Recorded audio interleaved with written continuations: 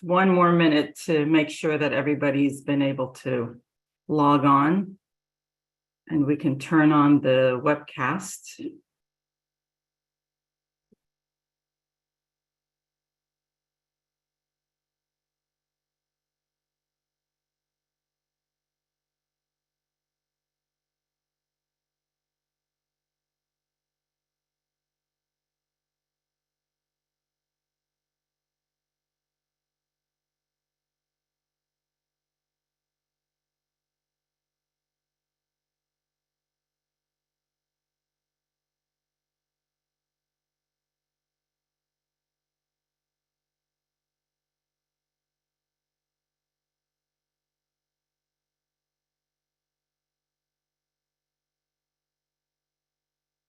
Okay, so I think we'll get started. Good afternoon or good morning, depending on where you are. My name is Sue Shalal, and I am the designated federal officer for the Science Advisory Board Hexavalent Chromium Review Panel. This panel has been assembled to review EPA's draft IRIS toxicological review of hexavalent chromium. And in addition to today's meeting, where the panel will be discussing their draft report, they previously met virtually on February 15th to receive a briefing on the IRIS document and to discuss the charge questions and listen to public comments. And also at an in-person meeting on March 29th to the 31st in Washington, D.C. to deliberate on the charge questions. There's also an additional date, July 27th, that has been scheduled to continue the discussions of the draft report if the panel is unable to complete their deliberations today.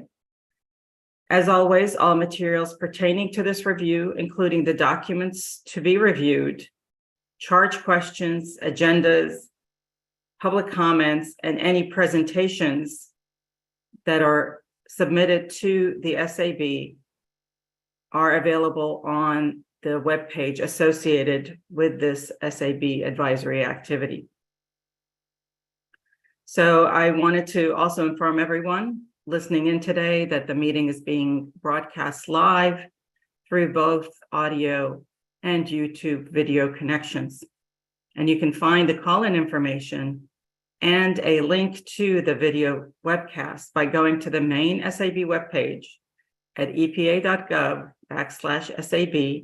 and clicking on today's meeting date under the heading titled Meetings and Events. You will find both the link and the audio information. At this time, in my role as DFO, I would like to formally open today's public meeting. And before I turn the agenda over to our chair, I'd like to provide some administrative remarks. The SAB is an independent, expert federal advisory committee chartered under the authority of the Federal Advisory Committee Act, or FACA. And SAB is empowered by the Environmental Research, Development, and Demonstration Authorization Act, or ERDA, to provide advice to the EPA administrator on the scientific and technical underpinnings of the EPA's decisions. FACA and EPA policy require that SAB meetings be announced to the public in the Federal Register, and that substantive deliberations and interactions with EPA and the public be conducted in open session, where I, as a DFO, am present to ensure that the requirements of FACA are met. FACA also requires that during public meetings, opportunities for oral comments are provided. There is an oral comment period noted on the agenda for today's meeting, where members of the public can register in advance with the SAB staff office to make oral comments. At today's meeting, we have 2 members of the public who have registered to present oral comments, and panel members are encouraged to consider these comments and to ask clarifying questions of the registered speakers. Members of the public also have an opportunity to provide written comments throughout the advisory period, Written comments are distributed to the panel and posted on the SAB website. Minutes will be prepared to summarize the discussions and action items for all of the panel's meetings in accordance with the requirements of FACA and will be posted on the SAB website. The SAB consists entirely of special government employees appointed by EPA to their positions. And as government employees, panel members are subject to all applicable ethics laws and implementing regulations. The SAB staff office has reviewed the confidential financial disclosure forms submitted by panel members, along with other information regarding their involvement in the development of materials related to the advisory activity under consideration. And EPA has determined that advisors participating in this meeting have no financial conflicts of interest or appearance of lack of impartiality under ethics regulations specified in 5 CFR 2635 relating to the topic of this meeting. And before I turn over the agenda to Dr. Morris, I'm going to go through the roster and see how many of our members are currently online. Dr. Morris. Yep, I'm here. Okay. Dr. Beck. I'm here. Dr. Borsuk. Here. Dr. Chen. I'm here. Dr. Costa. I'm here. Dr. Eastman. I'm here. Mr. Haney. Here. Dr. King. Here. Dr. Lash. I'm here. Dr. Post. Here. Dr. Rusin. I'm here. Dr. Van Wingarden. Here. Dr. Wise. Here. Dr. Zitkovich. I'm here. Okay, very good. Everyone's online. Dr. Morris, it's all yours. Thank you. Oh boy, thanks, Sue. Welcome, everybody. I wanted to start off by thanking you all for serving on this important committee. It's certainly greatly appreciated. And I hope you're all surviving this hot and very smoky summer that we're having this year. As you know, this is an opportunity for us to review and to come to consensus on our draft review of the Chromium 6 document from EPA. And I hope that everyone just chimes in as they see fit. Certainly, if anyone has any substantive concerns, they ought to raise them. And over the passage of time, maybe when looking at this document again, we've noticed some contradictions or things that aren't unclear. And I hope that that's brought up as well so that we can make this the strongest document possible. And of course, you can be guided by the external comments that we received and use them as you see fit. I know sometimes panels actually try to rewrite the document that they're reviewing, and so far we've avoided doing this, and I certainly hope that we continue because it's not our charge to rewrite the document, certainly. And sometimes when going over documents, panels sort of lapse into wordsmithing, and if anyone thinks that we're getting into just wordsmithing exercises, please chime in, okay, so that we can move forward to more substantive issues. During the call, Sue and I will take copious notes, and hopefully the group leaders will take some notes too. Sue and I will attempt to incorporate all the comments that we receive in this call and put together a revised draft, which will then circulate to everyone for your approval. With that, I'll just go through the agenda. So to remind everyone what we have coming up. There you go, that's on the screen. I'm giving my opening remarks, and that will be followed by some public comments. Sue knows who these people are. Then the EPA will have a chance to give some clarifying comments. We've received some written comments from them already, and I hope you've had a chance to review them. This will be followed by a discussion of our responses to charge questions 1, 2, and 3, and then a break, though we may take a break earlier if biology demands. And then we'll continue to charge questions 4 through 6 if we get that far. And then at the end, I'll go through the next steps, at least as I perceive them, and then Sue will correct me if I'm wrong, and then we'll adjourn. I think with that, we can move on to the public comments.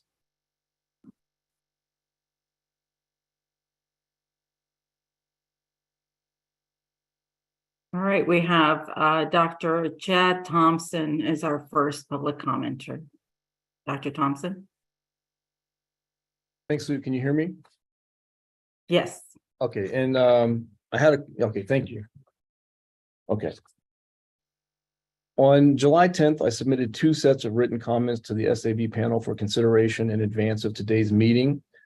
One set of comments describes methods for developing oral cancer slope factors for Chrome-6 that take into account the low-dose pharmacokinetics of Chrome-6. And the other set of comments highlight specific issues in the SAB panel draft report. My comments today will summarize critical issues raised in these 2 sets of written comments. In the public SAB meeting in March of this year, the panel discussed the need for EPA to further consider the pharmacokinetics of Chrome-6 and address the cancer risks of Chrome-6 exposure at low doses. The draft SAB panel report reiterates these concerns by 1, acknowledging, quote, a linear extrapolation of cancer risks from the POD likely overestimates risk, and 2, quote, additional examination is warranted in evaluating the carcinogenic risks at low to ultra low doses, end quote. Empirical data show that intestinal tissue chromium concentration decreases from the proximal to distal portions of the small intestine. Data from the NTP cancer bioassay indicates that cytotoxicity and tumor incidence decrease in a similar pattern. As such, tumor incidence by intestinal segment can be modeled as a function of tissue dose, as was demonstrated in the written comments submitted to the SAB panel. Figure 1 therein and on the screen here shows that BMD modeling results for intestinal tumors in mice by segment as compared to the modeling conducted in EPA 2022. While both plots show results for a BMR of 10% extra risk, the more robust data set on the left contains several data points below the BMDL10, i.e. in the low dose region. As such, several BMDL and cancer slope factors can be derived taking into consideration the low dose kinetics of Chrome-6, which is consistent with the SAB panel's Tier 1 recommendation that EPA consider the low dose kinetics of Chrome-6 and the panel's acknowledgement that linear extrapolation from EPA's BMDL10 likely overestimates risk. Using cancer slope factors from the more robust data set results in drinking water concentrations ranging from below background up to levels derived by other agencies using threshold approaches. EPA's failure to explicitly consider the modeling approach on the left in figure 1 or on the screen is a critical scientific issue to address, and therefore we ask the SAB panel to make a Tier 1 recommendation that EPA explicitly consider this approach. Furthermore, we believe that the SAB panel's recognition of nonlinearities in Chrome-6 kinetics and overestimation of cancer risk is at least in part a tacit acknowledgement of some practical threshold in toxic response to Chrome-6 exposure, which is broadly consistent with the conclusions reached by other agencies that have developed threshold-based toxicity criteria supported by both pharmacokinetic data and in vivo genotoxicity data. Regarding the latter, if you could go to the next slide, please. Thank you. Okay, so regarding the latter, EPA concluded that 15 in vivo genotoxicity studies that they characterized as informing the mode of action were all of insufficient quality to inform mode of action. Based on the draft SAB report, it appears that the panel either concurred with EPA that all 15 studies were uninformative, or given the volume and complexity of the information to review, the panel may not have thoroughly examined all 15 studies. Considering that industry-funded studies were singled out for critique in both the previous SAB public meeting and the SAB panel draft report, the apparent lack of similar critique of US and Japanese government-funded negative genotoxicity studies suggests an incomplete review by the panel at this point. Finally, we disagree with the SAB panel's draft report statement that recent reports of negative in vivo genotoxicity studies in the mouse intestine are challenging to reconcile with a substantial number of other positive genotoxicity studies. As concluded in a 2021 review article on the in vivo genotoxicity of Chrome-6, which was not cited in the EPA draft, Chrome-6 is genotoxic in vitro and can be genotoxic in vivo, particularly when administered by IP injection or IV infusion. A cogent rationale for the negative genotoxicity results in the bone marrow following Chrome-6 ingestion is that there is insufficient dosimetry to induce genotoxicity. Similarly, negative genotoxicity results in the small intestine can be explained by the sequestration of the vast majority of Chrome-6 in the intestinal villi, as opposed to the proliferating cells of the crypt compartment, as evidenced by X-ray fluorescence microscopy. That there might be some low level of Chrome-6 present in the crypt compartment, as discussed in the previous public meeting, is not evidence of a mutagenic mode of action, as Appendix J of the NTP cancer bioassay clearly demonstrates quantitative measures of chromium in several tissues that did not develop tumors. Thus, the negative genotoxicity results in the intestine following repeated exposures to 90 to 180 ppm Chrome-6 is due to limited dosimetry to cell populations of interest, as opposed to deficiencies in the studies. This limited dosimetry at high doses would also apply to low doses, obviously. In conclusion, we respectfully ask, one, that the SAB panel make a tier 1 recommendation that EPA explicitly consider the robust modeling approach described in the submitted comments, and two, that the SAB panel state why it has low confidence in all 15 in vivo genotoxicity studies, including those conducted by national health institutes in the US and in Japan. Thank you.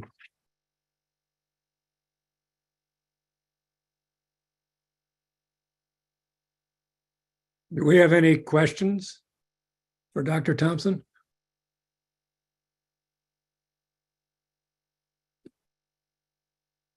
Hearing none, I think we have one more speaker. I have a question. It's Anatoly. Okay. Go for it. Dr. Thompson, so the critique of specific study you're referring to with X-ray fluorescence was related to the fact that measurements were done only in one mouse. So N1 traditionally not been considered not to be sufficient to make robust conclusions. What's your response to this? Yeah, I have two responses. One, we also provided in the 2015 tox-sci paper synchrotron images from rat duodenum, which also showed the similar pattern. We also published in Mutation Research synchrotron images of mouse intestinal segments prepared through the Swiss roll, as opposed to transverse sections through the tubular intestinal segment, and that also showed the same pattern. So the N of 1 issue is not entirely accurate. And I will point out, though, that getting access to a synchrotron to a particle accelerator to look at chromium in these tissues is a fairly unusual and difficult thing to get time to study tens or hundreds of samples. However, again, this is just to corroborate the lack of genotoxicity that's reported in the target tissue by multiple agencies, including the study by Aoki et al. And the GPD delta transgenic mice. But you would agree that standard for proving biological significance should involve more than just one mouse and for particular studies. So if we refer to a particular paper, that paper had just one N1, right? For the synchrotron imaging, yes, but all of the genotoxicity measurements were conducted in multiple animals. No, I understand that. My question was specifically related to that particular study, because that's essentially was the basis for discussion that stem cells probably have much less chromium than differentiated cells, which will die and are unlikely to get transformed. So that's why it was central for discussion. Okay. Okay, Dr. Beck. I have a question, Dr. Thompson, with respect to the PBPK model, or I guess the PK modeling that you had shown, and what are the implications of that with respect to even assuming a linear mode of action with respect to a slope factor and drinking water limit, and how that would compare to what other agencies have developed? Yeah, I didn't explicitly show that today due to the time limits, but in the submitted comments, we run these, we went through multiple benchmark responses from the BMR 10% extra risk down to 1 in a million. And with the exception of 1 in a million, all of them provided BMDLs within the range of observation. And we converted those to human doses and developed cancer slope factors. And depending on which BMR you select, you get they equate to essentially drinking water concentrations roughly from 70 parts per trillion up to about 35 parts per trillion, which is again similar to what you get with the threshold approach. So essentially this allows you to explore different options for developing slope factors that clearly, when you look at the data, as I showed you on the first slide, using the tumor incidence by intestinal segment, you have a lot of benchmark dose values that fall within the range of observation, and to just take the BMDL10 would be ignoring some of that low dose information, which is exactly what the SAB panel expressed concern about in the last meeting and in your draft report. Okay, thank you very much. Anyone else? Okay. Thank you, Dr. Thompson. Our next speaker. Miss Eileen Connolly. Thank you.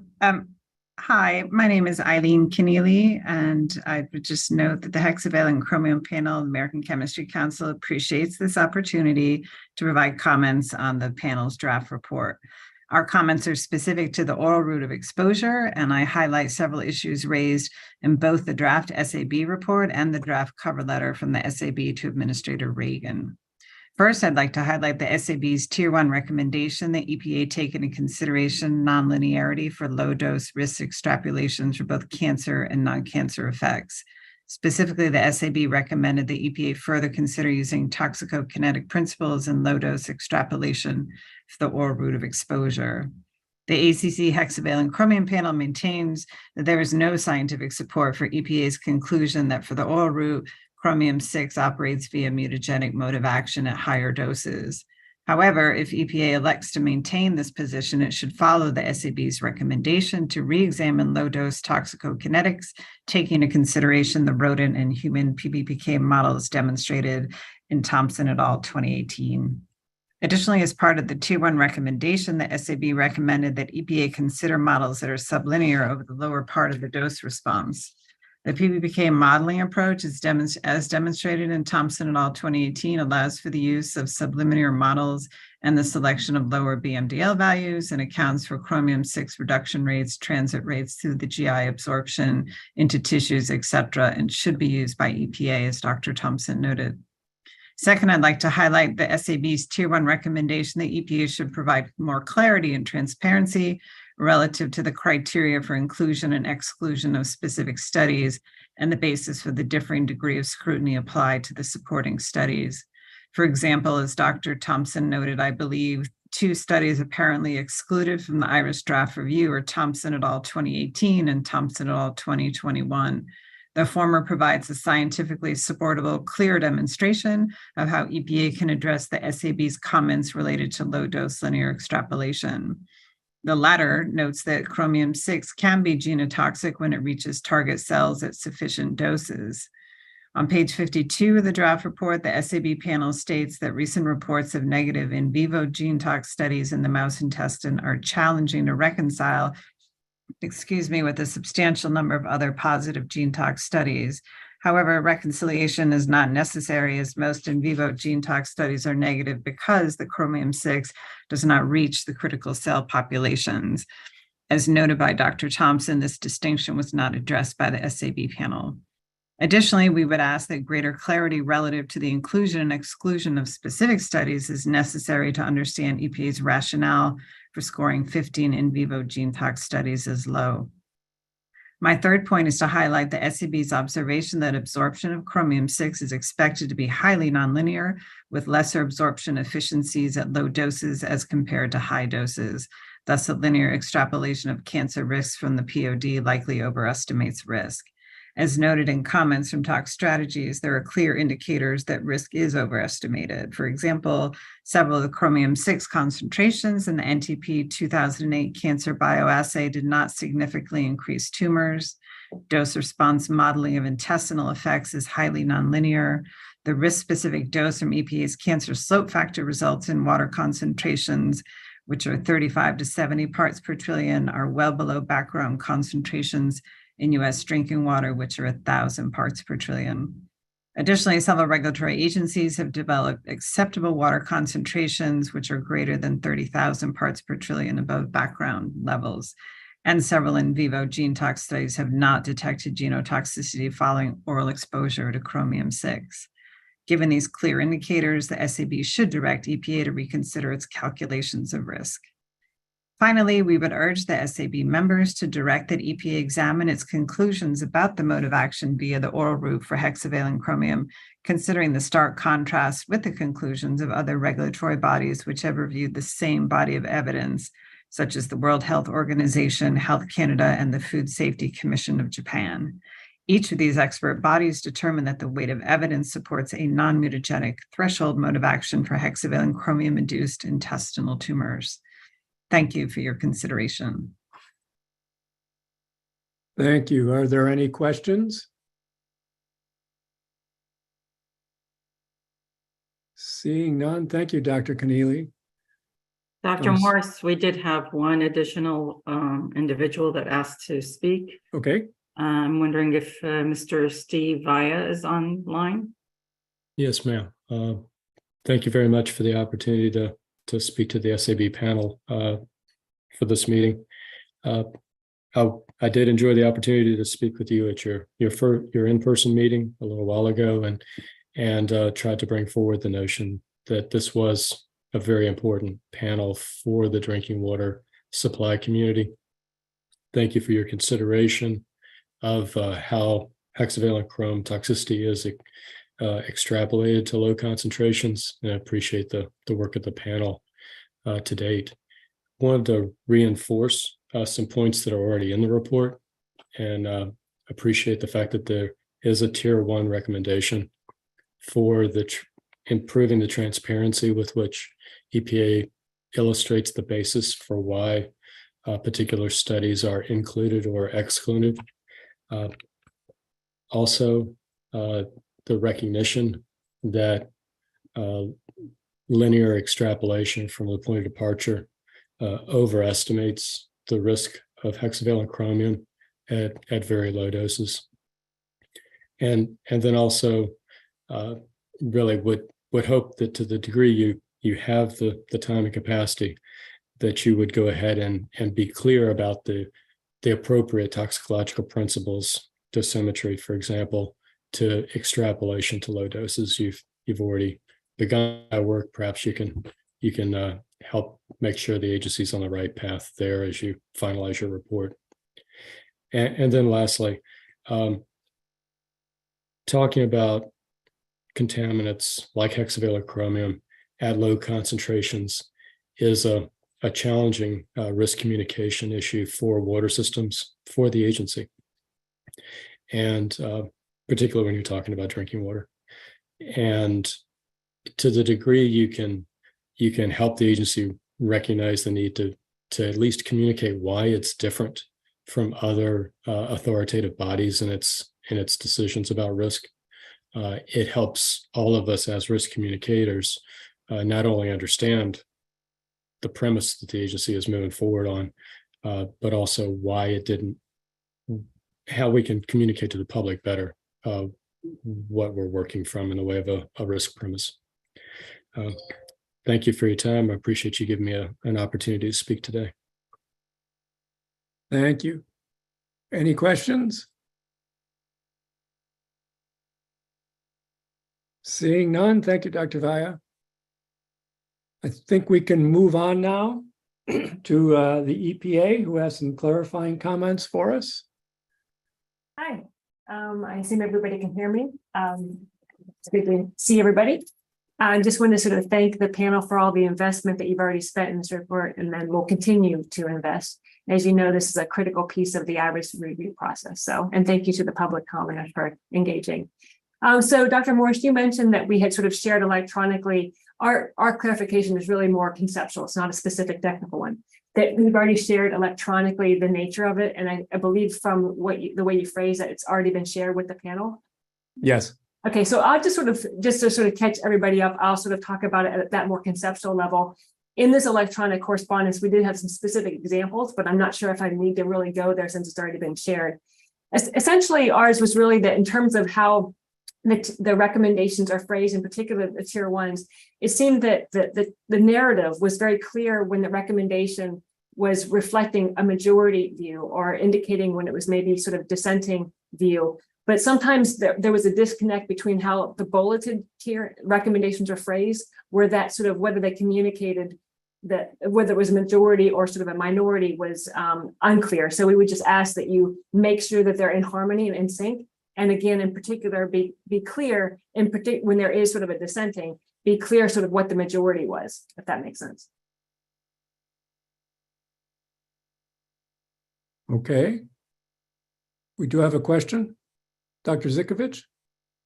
Yes, so I have a question for Dr. Thay, and maybe Sue can chime in, and because I don't know who would be the most appropriate. I think it would be very helpful to get a refresher. What is tier 1 definition as a recommendation versus tier 2? Tier 3 is kind of much more easier because I think maybe some of us, well, I'm talking about myself, got confused what tier 1 is. It was more like when I'm reviewing a manuscript that if there is required a lot of changes, it's a major revision, and that's how I view tier 1. But maybe it's a wrong definition. So can you or Sue can comment on this, please? Yes, I can certainly comment on it. Sue, I'm not sure whether you can sort of easily throw them up. I know they were in the charge. I'm not sure if you have access to that and you can just sort of show them up. For some reason, I didn't find them. Yeah. There are in the original charge questions that were shared with the panel members as well as placed on our web. So, but I think it's helpful not just for me, because we're going to come to this discussion where the specific two specific items are tier 1 recommendation. One of them was mentioned in EPI comments. So I think it would be useful for entire panel get a refresher. What is actually tier 1 versus tier 2? sure, Yeah. Chris, if you can go ahead and. So Sue, I can start describing them and I can read them out loud. I'm not sure if you're in a position where you can sort of display them on the screen. But a tier 1 is a necessary revision. It's a use this category for any revision you believe is necessary to adequately support and substantiate the analysis or scientific basis for the assessment or to improve the clarity. And so you can imagine us as we're receiving these, and especially in cases where there may be differences of opinion, not everything was consensus or majority. It's really helpful for those tier 1s to kind of know whether that tier 1 is reflecting the majority of the panel or a minority. Tier 2 is, so what, again, tier 1 is a necessary revision. So then again, I hope it makes it more clear why it's important that it's contextualized against, whether it reflects the consensus, the majority, or dissenting. Tier 2 is a suggestion. Use this category for any revision you encourage EPA to implement. So encourage to implement to strengthen the analysis or scientific basis for the assessment conclusions, or to improve the clarity of the presentation. And then tier 3 is really more of a future consideration. Any advice you have for the scientific exploration that might inform future work. And then while these recommendations are generally outside the immediate scope or needs of the chromium toxicological review, they could inform future reviews or research efforts. So does that help? Yes, thank you. And also Dr. Rusin posted specific text describing tier 1, tier 2. I think this is very important because we're going to come to discussion of 2 items, which in the cover letter or transmittal letter were labeled as tier 1 recommendation. And I think it would be useful to revisit for us to see whether it's actually true tier 1 by definition versus tier 2. Yeah, that would be appreciated. Yeah, I think the key words are necessary, suggested, and future. Right. Those are the 3 categories. Yeah. Dr. Post? So I'm following up on the earlier question. When I was reading through the draft report, I was sort of confused or not sure. Is it appropriate or is it normal in SAB reports if there's a minority opinion that something should be tier 1? Is it supposed to be presented to state that a minority felt that of the members felt that this should be tier one, or how does that, what does that mean to EPA, that because as far as tier one's supposed to be something they definitely should do? Can anyone clarify that? I'm very confused. Sue, I might give you a shot at this first to sort of, if you have anything to offer from SAB perspective, and then if not, or I can add on from IRIS program perspective. I don't want to make it into an SAB sort of directive, but I would imagine that for the panel, if you all agree that this minority position is not something that the entire panel agrees is a tier one level recommendation for the majority of panel members, then obviously it would not rise to that level. If that is not the case, then it should not be a tier one recommendation. So it's really based on how the panel wants to categorize a particular recommendation, whether it's coming from a single individual on the panel versus the majority of individuals. But like, what if the majority of the panel doesn't agree with it at all, and it shouldn't be tier 1, 2, or 3, for example? I really don't have them in my head right now. How would it be phrased that a minority, one member or a minority felt that this should be tier 1 or whatever? Like, how would it be written? I would imagine we can include it within the appendix that we have set aside for that minority view. Okay, so it wouldn't be listed in the main response? It wouldn't be part of the main report. It would be part of the dissenting. Thank you. Mm-hmm. I think Dr. Eastman is next. Unless Dr. Thayer, if you want to add anything, are you good? I'm good, thank you. Okay. Thanks, Chris. I think of things a little bit differently in that I can see that there would be a minority opinion, maybe even supported by one individual, but that is reflective of large numbers of public comments. And so that I would feel it would be necessary for the EPA to address this, even if the majority of the panel didn't feel the same way. But we thought I would think it would be important for the EPA to address a specific point. So that's why I see some, this distinction between tier 1 and tier 2 is somewhat a continuum, but also the distinction between the majority and minority may be somewhat loose as well.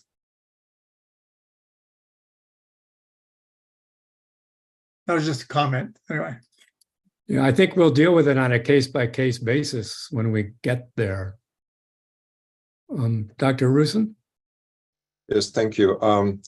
First, let me respectfully disagree with Dr. Eastman on kind of using the public comments as the weighting factor, because I don't think that the public comments reflect the spectrum of potential individuals or organizations impacted by the any decisions that the agency makes. So I think we need to be very careful in interpreting the comments that are made and their extent with the importance of the issue. But we can again address this on a case-by-case basis. My question to Dr. Thayer is more on perhaps can you reflect on the precedents that the agency has seen with implementing this tiered charge format, and how previous panels may have handled majority minority and this whole question of tier 1 from the minority, just to give us a perspective as to what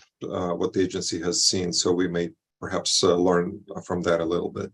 Yeah, I would say it was something that maybe we began to use maybe in the past 5 to 6 years, and as people are aware, there was a period of time where we didn't have a lot of assessments out there. So more of our experience with them has been more recently over the past couple of years, and they've been very helpful, very helpful. And so, we want to sort of keep using them. We understand that this sort of clarification makes sense, since it's not something that the program has used since the beginning of time. But I would say that going back to what Sue described, for example, in we have seen more of the dissenting opinion sort of indicated in an appendix. I wouldn't say we have huge amounts of precedence in terms of some of the things that we're finding in chromium, but when we have sort of seen that it's typically the dissenting is expressed in an appendix. I think what we look for, and I understand that, you as the panel are going to have to sort of case by case determine this, is really that, if it is something a tier 1 and there is some sort of range of opinions and you want to advance it as a tier 1, again, that's sort of for the panel to decide, that it really captures the extent to which that tier is reflecting a majority opinion. But also, can you comment on the disposition of then once the agency received these comments, and who's checking that tier 1 was truly implemented? So does that trigger additional layers of response, or what is the process? I understand tiers 2 and 3, wishful thinking, and agency may or may not take it up. But if tier 1 is there, what is the process for you then to go back and re-review everything, or is it really up to the agency to decide that this has been addressed?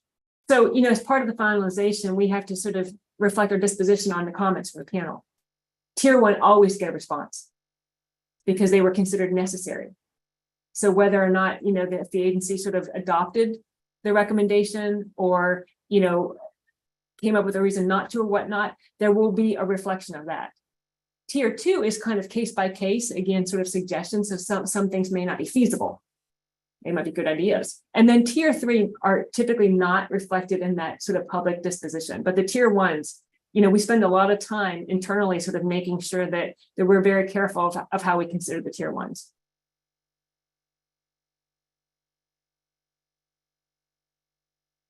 Okay. Guess Dr. Russen's okay with that. Dr. Beck. I think we're going to probably need some more discussion on the tier 1 minority versus majority opinions when we get to that, and whether putting it in an appendix will adequately reflect the robust discussion we had and the differences in perspectives on some of these topics. So what I'd like to understand from you, Dr. Thayer, is if there were minority tier 1 recommendations, but a clear majority tier 1 recommendation, what would be the implications for your response? Well, I mean, especially when they're sort of going in different directions. I think you can imagine we probably inclined to sort of really think about the majority of this decision, not saying that we wouldn't sort of reflect on how we considered the dissenting tier 1 if you choose to take that. But you can envision that it's important to know whether the tier 1 recommended, reflects a majority or sort of a dissenting view. Right. So from a practical perspective, while I think it would be useful to present them both. From a practical perspective, in terms of agency's decision-making, obviously, where the majority was so much larger than the minority, that is what I would expect the agency's response would be. Right. Okay, thank you. That's helpful. Thank you, Dr. Thayer. Are there any other questions? Seeing none. Thanks again, Dr. Thayer. This was very helpful. Thank you. I think we're ready to move on to actually discuss our charge questions. One thing which I forgot to mention before is after we get through charge question 6, we can look at the cover letter. In the cover letter, I sort of summarized the critical tier 1 comments, and we ought to go through the letter and make sure that we're all in agreement with that as well. With that side, we're going to just move right on here and discuss charge question 1, which was study identification and questions. And I'm just going to open up the floor and ask if anyone's got any comments, concerns, suggestions.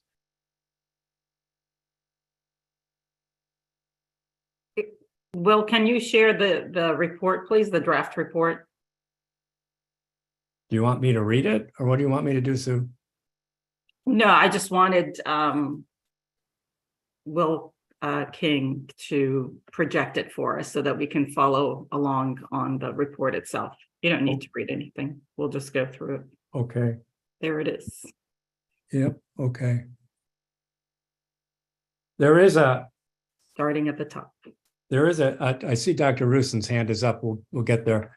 There is a tier 1 recommendation at the end, which actually I wrote because the draft I got didn't have any recommendations. So feel free to criticize that as you will. Dr. Ruson, you're at the top of my list here.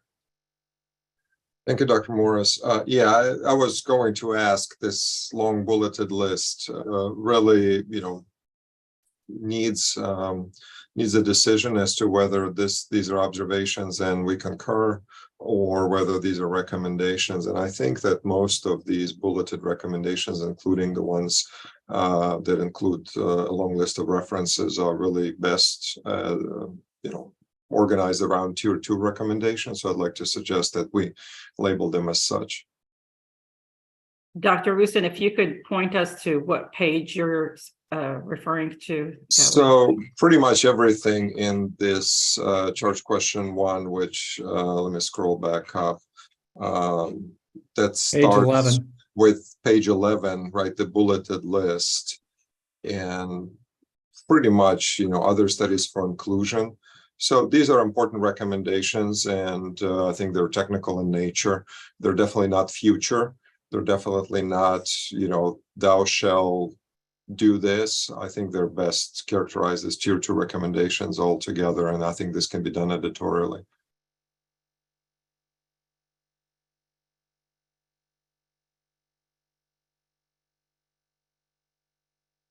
Is it, Dr. Rusin, is it enough to have it in the text? Because it will be in the text. Do you want to specifically list them again as tier 2? No, they just, that needs a label on top, like for selection of the screening criteria. I would actually insert tier 2 recommendations after line 18 on page 11, and then list everything underneath that as a tier 2 recommendation, and then the tier 1 that is at the very end is an appropriate tier 1. Okay. Is there agreement on this?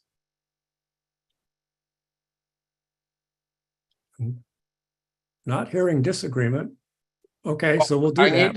I raised hand, and this is Anatoly Zhitkovich, and I have a question about this because I read transmittal letter and then briefly looked through the description of summary of question 1, and it looked to me what Dr. Rusin was saying, that this is essentially tier 2 recommendation. I didn't see tier 1 recommendation here.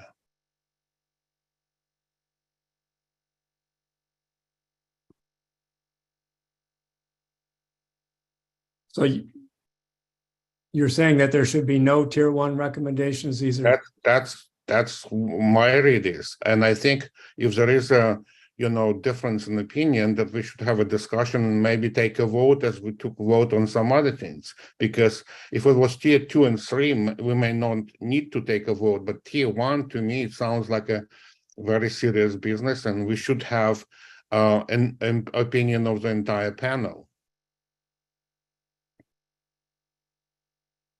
Anyone else want to weigh in on this? I mean, I'm open to all suggestions. Is Dr. Eastman, Dr. Post, are you on this question or something? I had a comment about the letter, so I'll wait till this discussion, the cover letter, so I'll wait till this is over. Gotcha. Dr. Eastman? I think the issue here is, as I see this, kind of a formatting issue. So essentially there's a long overview and review of the topic, charge question, and then at the very end there's one tier 1 recommendation. Ivan's recommending that the whole paragraph the pages above be all labeled as tier 2 recommendations, but I don't know if that's necessary because they're all listed as suggestions and sort of a background. So for me, it's kind of the way you format it more than anything else. I do see most of this as being tier 2 recommendations, but I don't know if we need to label it up front or just leave it the way it is. What, as a suggestion, what if that summary statement at the end, which is currently listed as a tier 1, what if we just made that a tier 2? And I just sort of view that as a summary, as a specific action item. Right, but also there were other suggestions for the agency to look at these additional references suggested to also clearly list the excluded studies. So among those bullets, there are some that are suggestions that are actionable, and there are some that are just a summary and the committee agreeing with certain things. So perhaps we can, because we have another meeting coming up, perhaps we can ask the responsible person for this chapter to just reorganize things that are more summary, to put them as a summary, and then to excise things that are suggestions and actionable into tier 2 recommendations. And I agree with Anatoly that the bottom recommendation should be discussed more carefully, and I agree that it's probably tier 2, but it's something that the agency may want to have a disposition described in their response as well. I'm certainly comfortable with that. So the idea being that I think you raise an important point. The tier 1 suggestions should be action items. And so we'll go back to the group leader to try and rearrange this to separate out action items, and they'll all be tier 2. I'm comfortable with that. Does anyone? You're talking got a problem? about only charge question number 1 right now? Correct. Anyone have a problem with that approach? Hearing none, the group leader, I think that was Dr. Beck, if I remember my ancient history. Then we'll. Was it me and Dr. Van Wijen as well? Yes. Oh, it could be. Yeah. Oh, okay. So you two have a bit of a charge question here, just in terms of formatting. Separate out some action items and they'll all be listed as tier 2.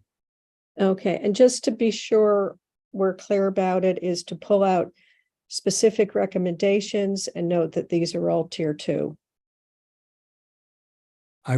Yeah, I wouldn't really change the text. It's more like select which bullets are summary or agreement, and then which bullets contain in them some sort of an actionable statement for the agency to consider. It's just separating them out, because right now they're intermixed. So we don't have to kind of go through the content. It's more of a formatting, as Dr. Eastman said. Okay, so go through the bullets but it's still pulling out text from the bullets that are action items. I think that some of the whole bullets, some of the bullets actually have in them, therefore do this. And other bullets says, we agree that. So just, separating those out, because right now they're interspersed.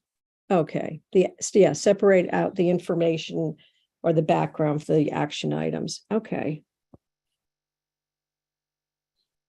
Okay. Sounds like a plan. Are there other questions and issues on charge question 1? So Dr. Post and Dr. Eastman have their hands up. Do you have something to add, or are we going to move on? I had comments on the cover letter. We'll do the cover letter at the end. Okay, I didn't hear if you said that. Thanks. Yeah.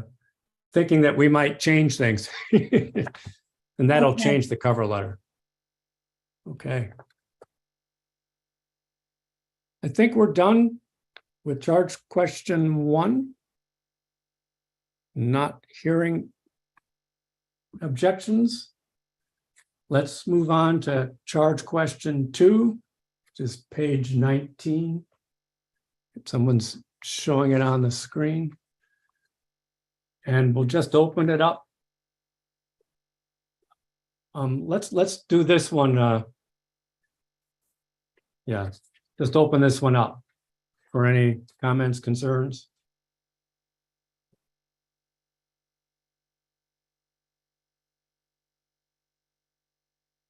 I'm not seeing anyone rushing to raise their hand. So I think we're all good. I with- didn't raise my hand, but can I speak? Certainly. I think, you know, it would be very helpful for group leaders for specific question, maybe to provide some sort of summary, because we see this text on the screen, but there is lots of text. We cannot very quickly go through and make my mind. Is it possible? We can try. I mean, I don't know, we've all been through this a couple times. Yeah, and they've been sent in advance. I don't know that that's a good use of time. Yeah, and we all had them. So John, I don't understand why summary provided by group leader is a waste of time. I'm Well, a group Because leader it and I, was sent in advance, so we all had a chance to look at it. It's not something we all have to look at together on the call. I'm a group leader and I'm not prepared to do that because I went through and on the PDF, I put my comments so I can say them when we get to that page. Can't give a summary of, I'm not prepared to do that because I haven't looked at the thing I was the group leader for in a very long time. Maybe other people can do it, but I can't. that's my concern, is that group leaders aren't really prepared to summarize it. But what I can do in leading it is give a summary of the charge question, and that might help people to focus in on it. Dr. Rusin? yes, I think, again, this is where it would be good for us to not just simply kind of, approve and move on, but also to think about the context and the discussion we just had about the tiers, because on page 19, as I start looking at these 6 bullets, they're highly editorial in nature. Check that, you have all the studies and tables, so and so. And so again, to me, this, we probably as a group should really think about tier 1 being really conceptual issues rather than editorial. And that way we can perhaps send a signal to the agency as to tier 1 being really, some rethinking or reanalysis rather than just editorializing. So I think it's a good place maybe for us to start conceptualizing how we want to treat tiers, and then some form of a summary, or at least people opening this on their computer and kind of having 3 minutes to look at it again would probably not be a bad idea. Okay. Let me try and summarize. Dr. Post? I don't agree with what Dr. Rusin just said, even though I don't see anything wrong with if something's really a small thing that needs to be fixed. That we knows, even if it's an editorial thing, it's easy to address and EPA has to do it, and there's nothing wrong with saying it's tier 1. It's not a suggestion. I don't see why there's an issue with including the things like he was referring to on page 19 as tier 1. It's not rewriting the document. It's things that were unclear or a mistake or something that just needs that someone noticed that needs to be fixed. Why shouldn't that be tier 1? There's no harm to it. All they have to do is by responding is saying, thank you, we fixed this. If 4 studies were stated, but 5 were included, it's not a lot for them to respond. It wouldn't be tier 2. Something like that. We sort of danced on these issues at our previous meetings, and I guess we didn't resolve them. I understand both sides of this coin. It's not like harming anything or making more work for EPA to say that if someone found like something that small needs clarification or correction, they have to do it. That's helpful to them, I think. Yeah. Dr. Becker, Dr. Lash, do you have something to add on this issue?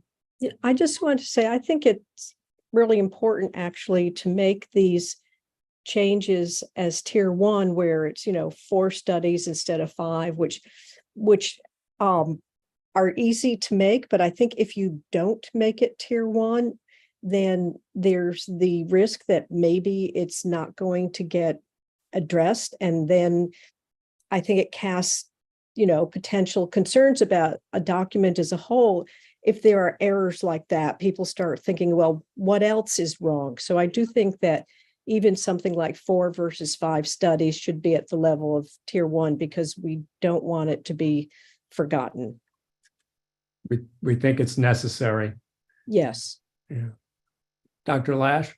Yeah, I was actually gonna kind of disagree with that. In looking at everything on page 19, the bullets here, whatever, 6 bullets, to me, they all should be tier 2. They're really clarifications.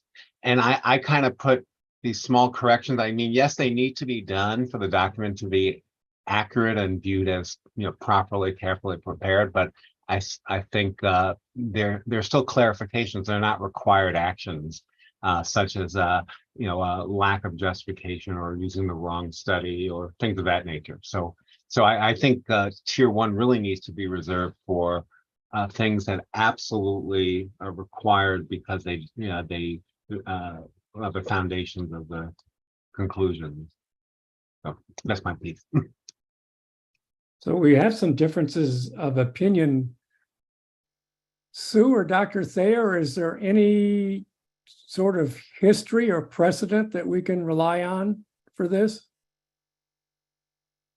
We can certainly create another appendix or add it to the appendix where we have editorial comments and say EPA needs to address these issues that we have placed in this appendix. If you guys feel that these are sort of very detailed minor editorial comments, then we can deal with them in that fashion. And if you want to follow what something like what Dr. Rusin and Dr. Lash have been referring to as the more conceptual, overarching, necessary and important changes being your tier 1s within the report, we can put these less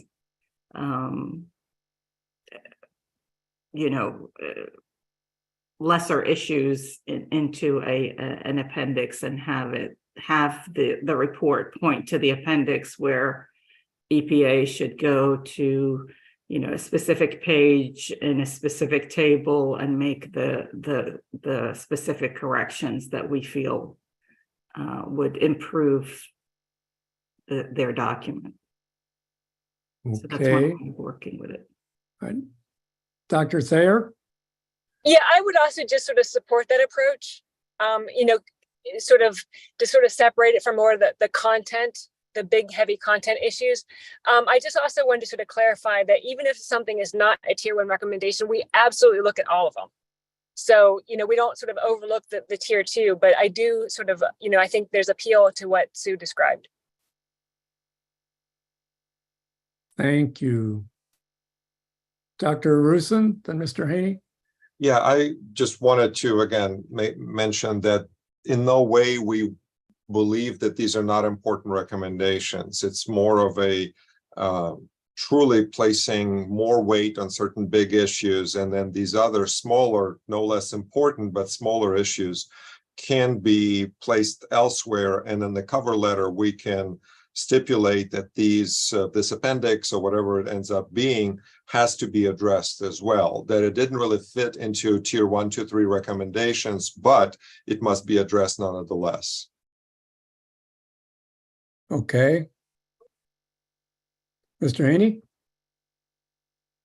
Yes, looking at this list, I'm seeing clarifications, and then in the first bullet, perhaps that's reflective of something that we think is just factually incorrect or inaccurate. So I think it would be okay to draw a distinction between desired clarifications as perhaps tier 2, and things that we believe are actually factually incorrect, and still maintaining those things as tier 1. Yeah, it may be factually incorrect, but I think they're simply typos. Dr. Eastman? I'm supportive of this. I wonder if we could break down this sort of like tier 1 editorial and then tier 1 conceptual in breaking it down. One of my concerns is there are already sort of multiple appendices or important information at the bottom. To add additional information down there may actually bury it. That might be useful. I don't know. It just it will make it a little bit of a complicated document. Yeah, we do have a variety of appendices. Dr. Zitkovich? Yeah, I support Dr. Russo's recommendation. I think it's important to, for tier 1 specifically, to me, does it change potentially conclusions? And that's tier 1, sort of whether it should be reevaluated because it's going to change overall conclusion. Accurate or erroneous statement, there are many of them. I found them too.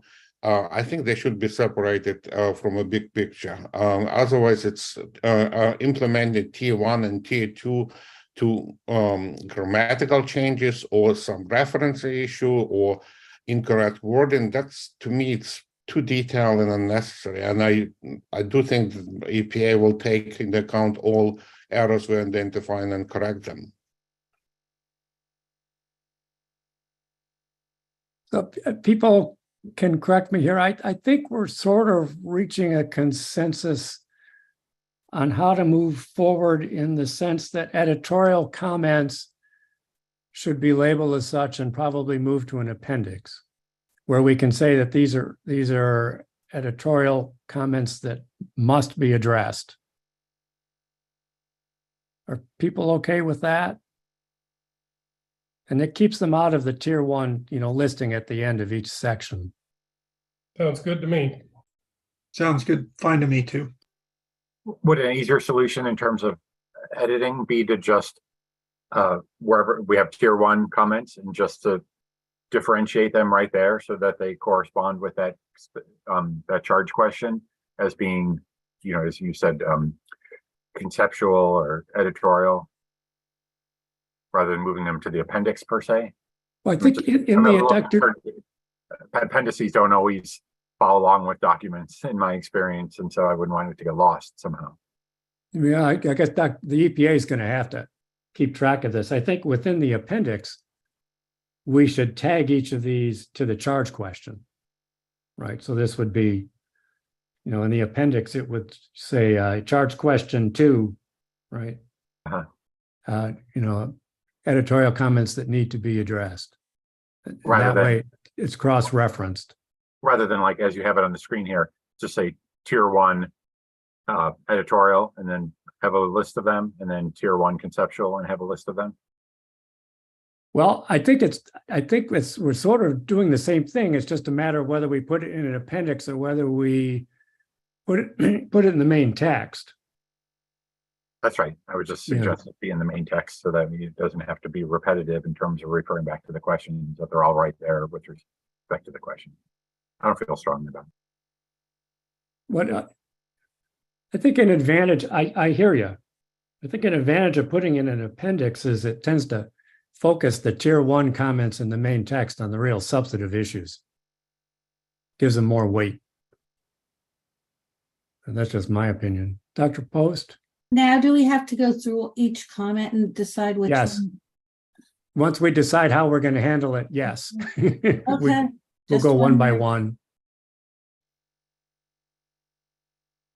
So is the consensus that we'll move these to an appendix and we'll label the appendix necessary editorial changes or something of that nature? We're good with that? But I have a question. So what is our recommendation for question 2? Is any tier 1 global recommendation, or it's a global recommendation tier 2 with some specific issues listed as essential / tier 1? We're not there yet. Okay. We'll get All there right. in a minute. Once we decide on the format, then we'll go through each bullet one by one and decide where it ought to go. Dr. Post, is your hand still up or you're good? I meant to take it down. Okay, So that's fine. All right, so let's just go through. We're on page 19. It's on the screen. This shouldn't take too long. I know we're going to get to many other questions where we're going to charge questions. We're going to do the same thing.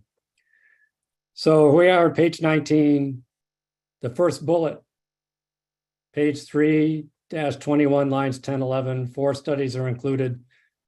That should go to the appendix. If anyone objects, they should scream. Okay. The next question, the next bullet, page 312, table 312, see ratio measure for stomach cancer is shown in bold. It was not that's clear. editorial. That's editorial. Okay, so that should go to the appendix. The next one, pages 370, lines 9 to 12, as That's noted. editorial. Editorial. Page 380, lines 1 to 5, mention the 23 Luddy's studies. What do we think? It should specifically mention that none of the 23 human genotoxicity studies listed in table 317 evaluate gene mutations. I think that's more than editorial. I think that's substantive. I agree. I agree. Yeah, but I think it's a tier 2, not a tier 1. I also think it's tier 2. Okay, did anyone object to making that being tier 2? Okay, done.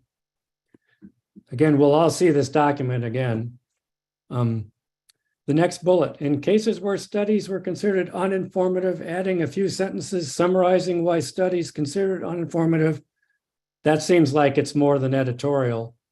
Because you have to go to the other, to Hero or Hawk to see the rationale. It is sort of editorial because the information's already provided if you go to the other websites, but it makes it really hard to figure out what's going on. I think that's a tier 2, not the appendix, but a tier 2. Right, it's just a suggestion. Yeah, that's what I agree. It's for clarification and enhancing this. Yeah. Okay, we'll make that a tier 2. The last one, uninformative studies appear to be displayed in tables for animals, but not epi. EPA should review assessment for opportunities to present them in a more consistent fashion. Well, it's definitely tier 2. I think that's a tier 2. Not the appendix, but a tier 2. Yeah, I agree. It's tier 2. Okay. Okay. Coolness, as my son would say. All right. Moving on, we're still on charge question 2, which is about study evaluation. Any other concerns? Dr. Rusin? Yeah, I wanted to discuss the wording of this tier 1 recommendation and first of all, wonder whether this is more of a tier 2 recommendation, and second of all, how to actually implement this, because while in the paragraph right above it, lines 10 through 13, there are some or 2 examples given. I'm not sure how extensive of a revision is this and whether the agency is asked to go through the entire document. So it's just, again, it's one of those, for those of you who write grants, kind of, the weaknesses that is actually impossible to address, right? Because it's so broad.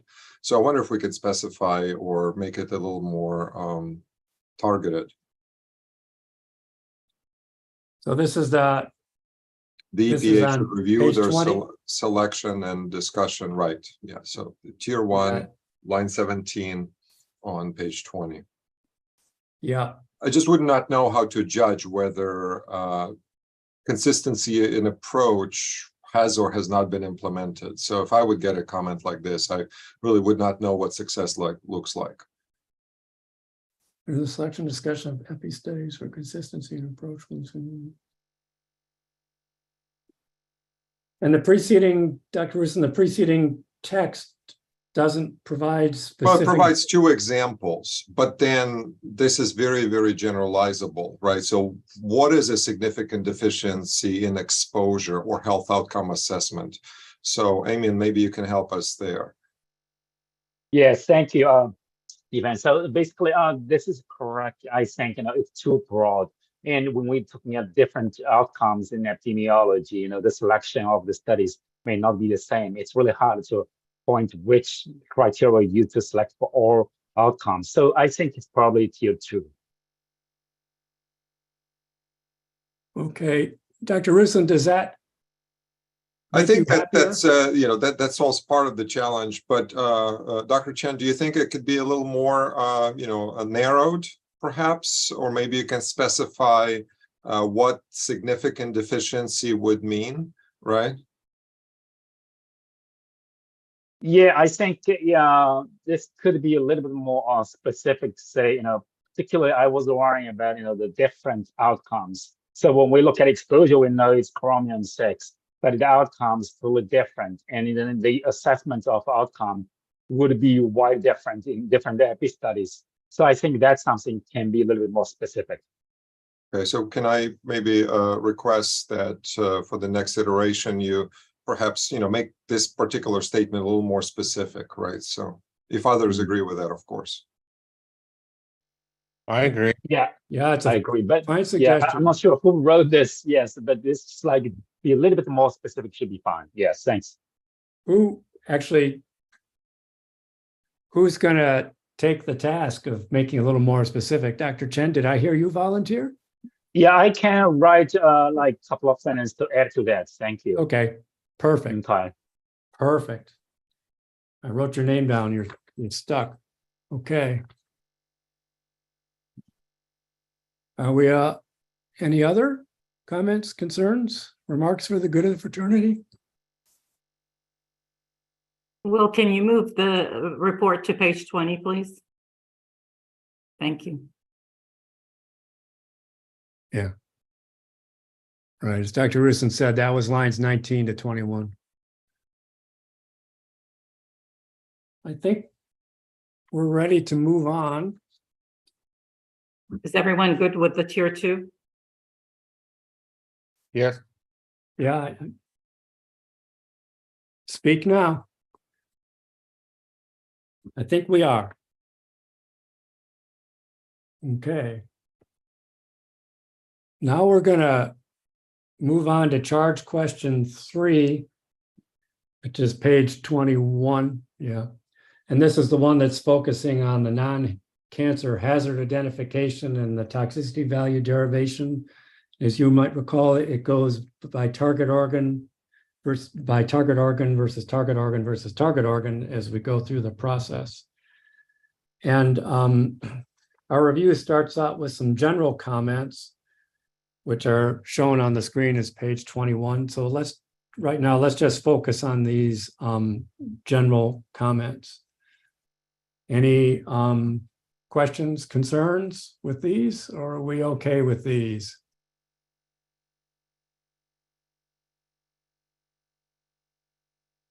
I'm not hearing anything. Let's move on. Okay. To the next part, and we'll do these by target organ by target organ.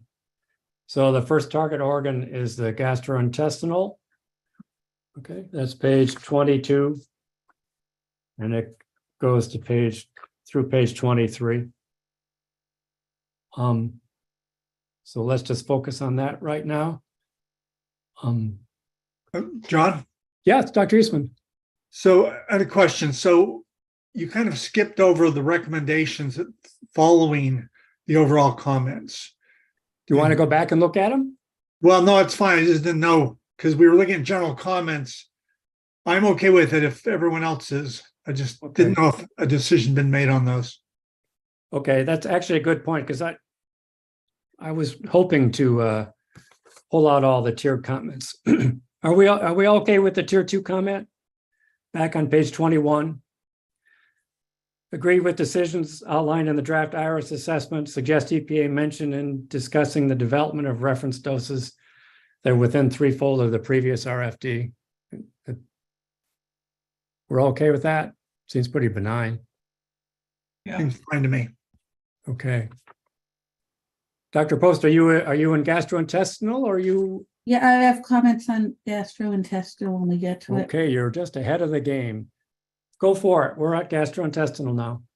Well, mine are on the wording of the recommendation, so I didn't know if you wanted to go through the material that, in the summary part before we get to. I think actually that's a good idea, Dr. Post. If we'll do the recommendations in a moment. Anyone have any thoughts or concerns on the text? Okay, we're to the recommendations, which may get us back to the text. Oh, Dr. Rusin. No, Are you on the recommendations or the I'm text? queuing up after Dr. Dr. Post, Post? so on the, Okay. yeah, on page 23, so, yeah. So Okay, thanks, it's Yvonne. really clarification, because I didn't understand what it meant, and it's on line 33 and 34, my first comment on page 23, and that wording's also in the cover letter. And what does it mean if dose response data from another, wait, no, that, I'm sorry, forget what I just said. It's not a clarification. My comment that I wrote down is unless effects in a certain species are known not to be relevant to humans, the most sensitive species is used as the basis.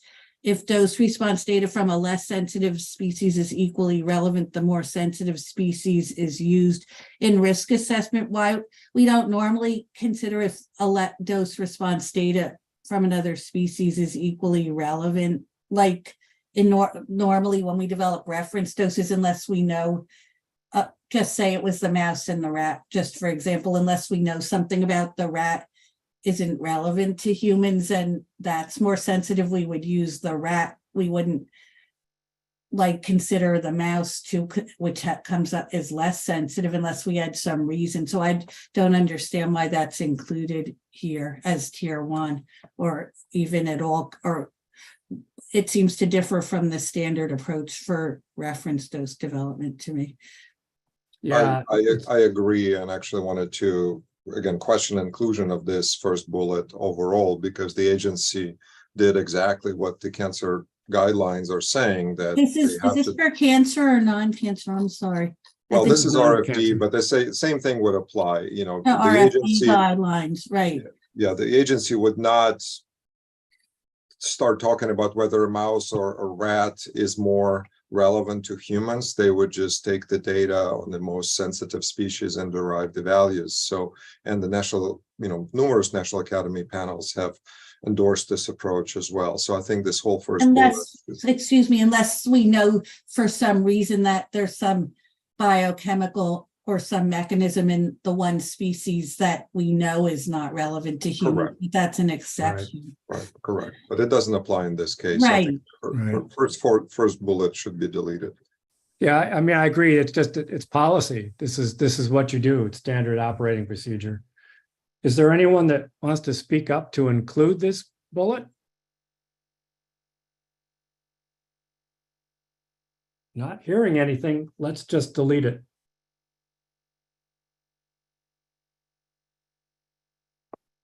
Okay. I have one more comment on here on this page, the next bullet. Yep. First of all, I think from when I went back and looked, Thompson at all those 2012, 2011 include mouse and rat studies, and it doesn't say was this supposed to be for mice or rats? And there's 2012, there's, I think, 2012 A and B, and I assumed when I went back and looked last week when I worked on this, that it was 2012 B. And then I said, it's unclear how EPA would use the results of this analysis. Are we recommending that the reference dose based on the subchronic Thompson et al. Studies be used instead of the reference dose based on the chronic NTP study? What criteria would EPA use to decide which reference dose to use? So I made this suggestion, and again, this would be just another candidate RFD, and it would not be out of the ordinary to use the subchronic as another candidate and then just deal with the subchronic to chronic with an additional uncertainty factor. So to me, the arguments that EPA used saying that these are not suitable studies were weak, because they actually had more doses and would be supportive of a better fit on the dose response analysis. So the recommendation here is for them to include these studies as another candidate RFD and then deal with the final selection using the policy relevant approach.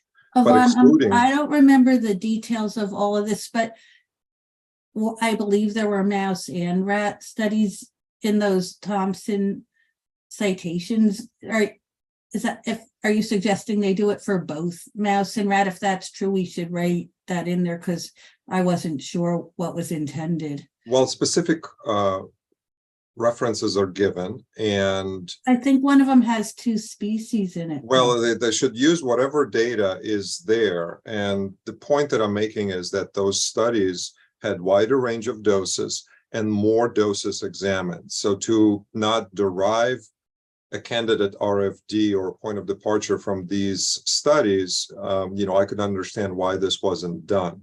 Okay. And to saying that they are subchronic and therefore not relevant, that's not an argument that I would accept, because there are plenty of candidate RFDs that have been developed on 90-day studies. Even when there's a chronic?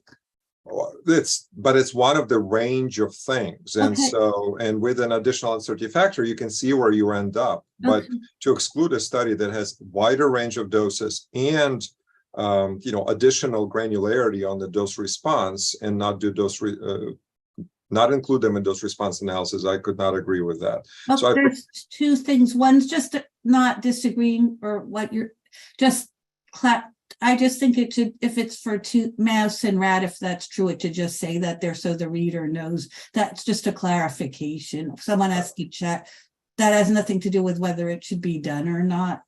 Right. And then, but about the what, just say the subchronic.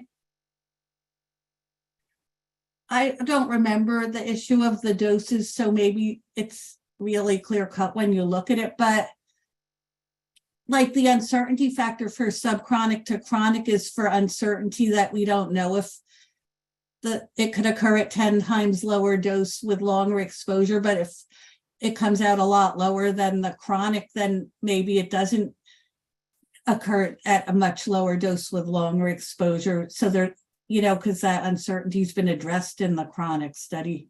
Does that make sense? It does, but we're Monday morning quarterbacking, an analysis that should be done, and then the agency can decide whether they have confidence in that point of departure or not. Let me jump in here, because Yvonne, I picked up some words you said, which I think would actually clarify it. You said include as another candidate for RFD determination. What if we just put that in the first sentence? EPA should reconsider using Thompson et al. Studies for BMD modeling and include as another candidate for RFD determination, and then keep everything else the same. That seems to me clarifies the whole issue. And also, just if it's mouse and rat, just say that that's not any agreement or disagreement. It just makes it clear to me, like it's confused. I just like to know the species we're talking about. Does anyone have a problem with that? Well, I guess it's intrinsically obvious what species, whatever species they got the data on. There's a bunch of different studies, I think. Okay. I just think when you read something like that in your head, unless you know, you don't think it's going to be different species, but maybe that's just me. So do we retain it as tier 1 or it's a tier 2 recommendation?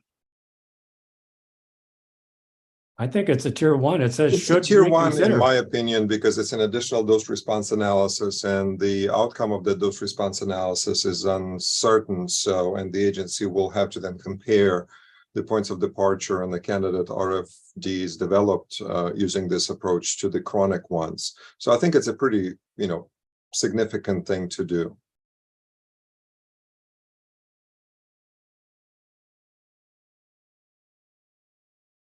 Yeah, it sounds significant to me. Okay, I guess we'll keep. Dr. Post, do you agree with this?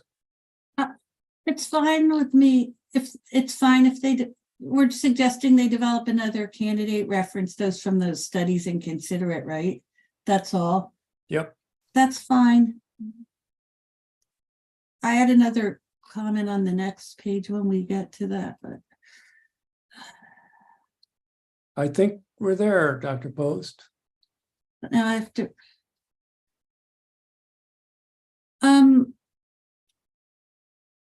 I just thought the sentence, the second bullet about reconsidering the BMD results to derive the POD for diffuse epithelial hyperplasia. On page 22 above it said that we can go back. It seems to contradict what's on the previous page in the summary where it says most of the panel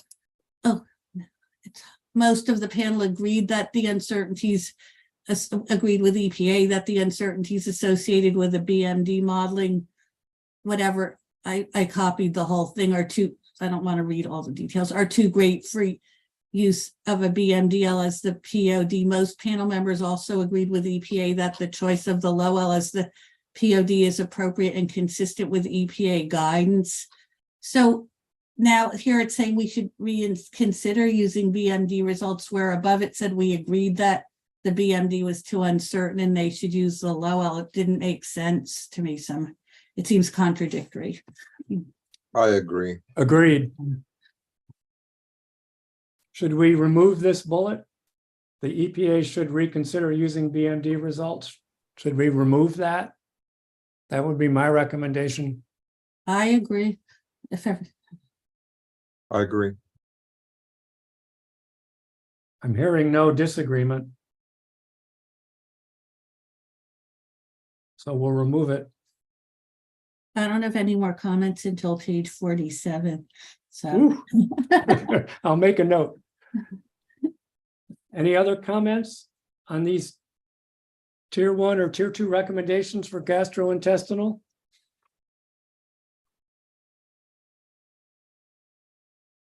Hearing none. I think we're on a roll here. We're getting into the process here.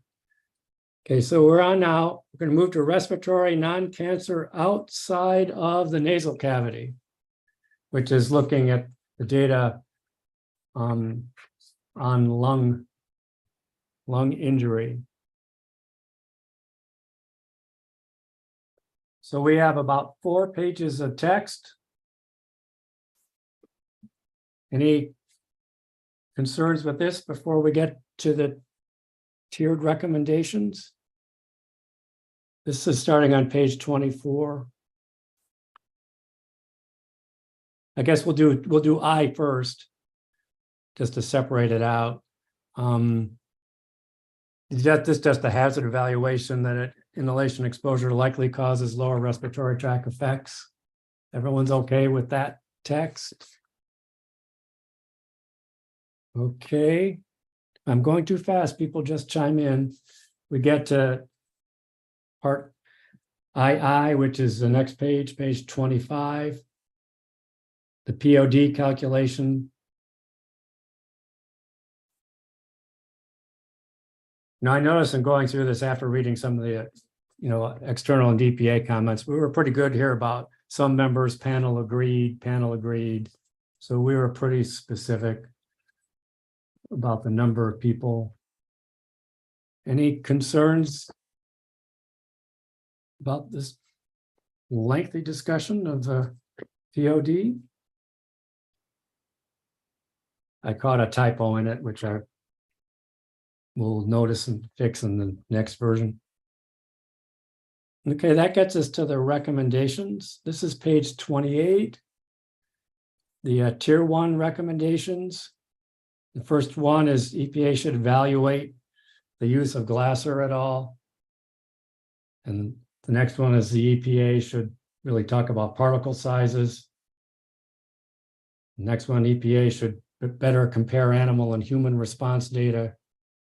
And the last one, they shouldn't arbitrarily exclude pulmonary function based on the year of publication. This is page 28. Issues, concerns? Well, Dr. first Rusin. recommendation. I got Dr. Rusin, then you, Dr. Zikovich. Sure. So, Yvonne? Dr. Morris, in line 38, I would delete word arbitrary. It wasn't arbitrary, there was a rationale provided. We Gotcha. disagree with that rationale, but it shouldn't be said arbitrary. Okay. I'm okay with that. Everyone else okay with that? So the first bullet about that Glasser 90 study, it looks, it's a strong recommendation, but the bullet doesn't tell us anything why there is a serious concern. That's because the preceding text has about a full page explaining the weaknesses in the Glasser study. Okay. It's indicated. It's just not recapitulated. But I could try to summarize it in there if you think we should. Or you Dr. could Rusin, are just you on say, this? I Or- was just, Yeah, Dr. Beck? I was just going to say, don't mean to interrupt, but it's only once. You just say as discussed above, something like Yeah. that. Yeah, that would be useful because otherwise by itself bullet looks a little bit Okay, unclear. that's a good suggestion. So I'll put as discussed above in there. Dr. Rusin? Oh, your hand disappeared. Okay.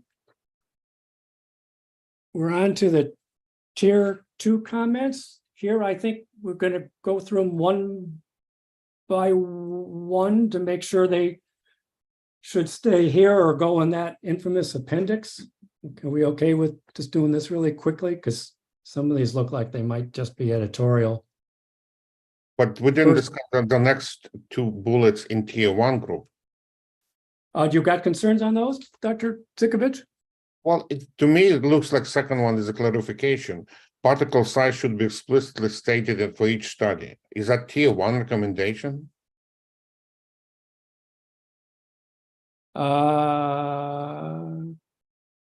Well, the second part of that they're hygroscopic, it needs to be explicitly considered, and that the particle sizes should not be assumed to be similar in all occupational settings. I mean, I think that's a specific concern.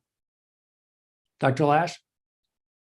Yeah, I was just gonna say that I think it's saying that this discussion of particle size needs to be added. So it's stating it as a requirement. So I think it's appropriate for tier 1. But it's not really editorial or clarifying.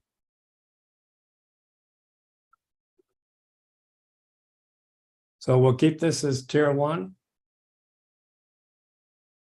Okay.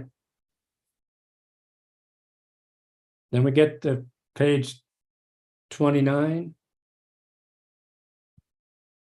Maybe let's just go through them really quick. The first bullet on page 29, we got that on the screen. Yep, I've got this on 3 places in my computer.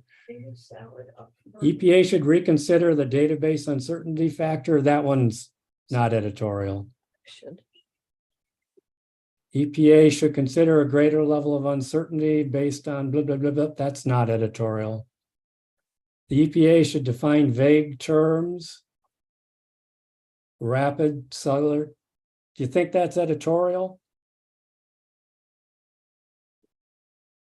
That it's Yeah, it's editorial to me. I don't think it is, because it's actually adding information. It's not correcting typos or things like that. It's actually adding information that clarifies. So to me, that's the definition of tier 2. Okay, we'll keep that as tier 2. Clarified discussion of chromium is not editorial. Clarify inconsistencies of some human lower respiratory tract effects. That we should probably add as discussed above, because that is discussed above. Characterize the magnitude changes. That's not editorial. Careful analysis of BAL data. Describe the macrophage. It's not editorial. Indicate which are wet weight or dry weight. Here, this next one, EPA needs to correct the text stating blah, blah, blah, blah, the statement's unclear. That's probably editorial.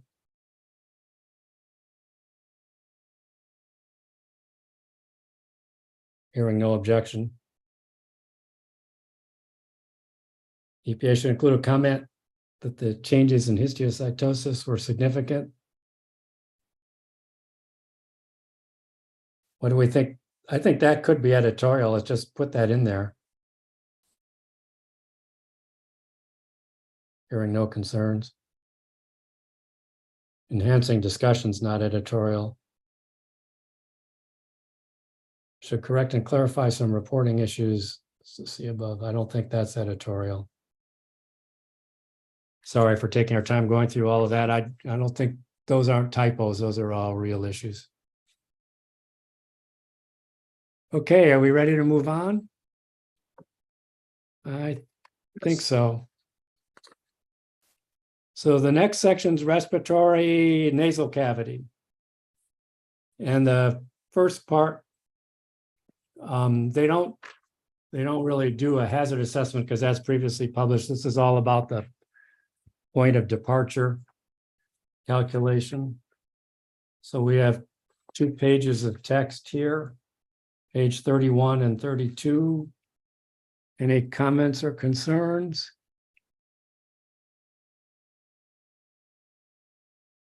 Okay. Then we get to the recommendations. This is page 33. Yep, that the first recommendations on the top of the page. Comments or concerns on these?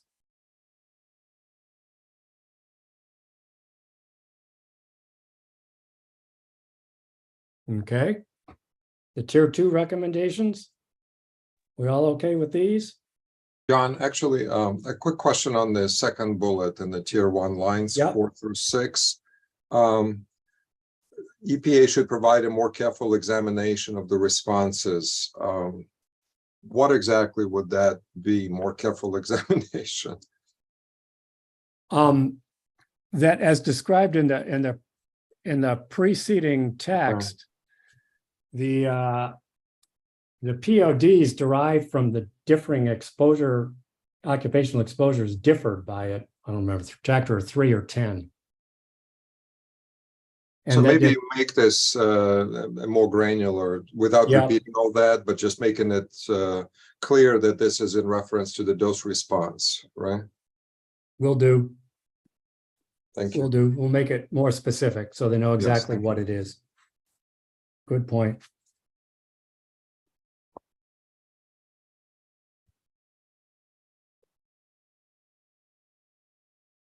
We're okay with tier 2? Okay. We're to hepatic.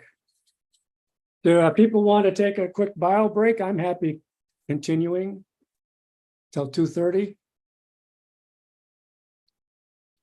I guess we'll continue. No one's. Yeah, I think. Yeah, we'll just keep going. We're on a roll. Okay, so we're to hepatic. And the first part of this deals with the hazard identification. It's page 33 through 35. Comments or concerns? Actually, that's just a hazard identification. It's just 33 through 34. Okay, I think we're good with this. We get to the next thing is the POD calculation in the 2-year drinking water bioassay in rodents. This is page 34, yep, down the bottom. We'll just do the text first before we get to the comments. Any concerns with the text? Okay. Recommendations. Tier 1, which is page 35, the bottom of page. There we are, bottom of page 35.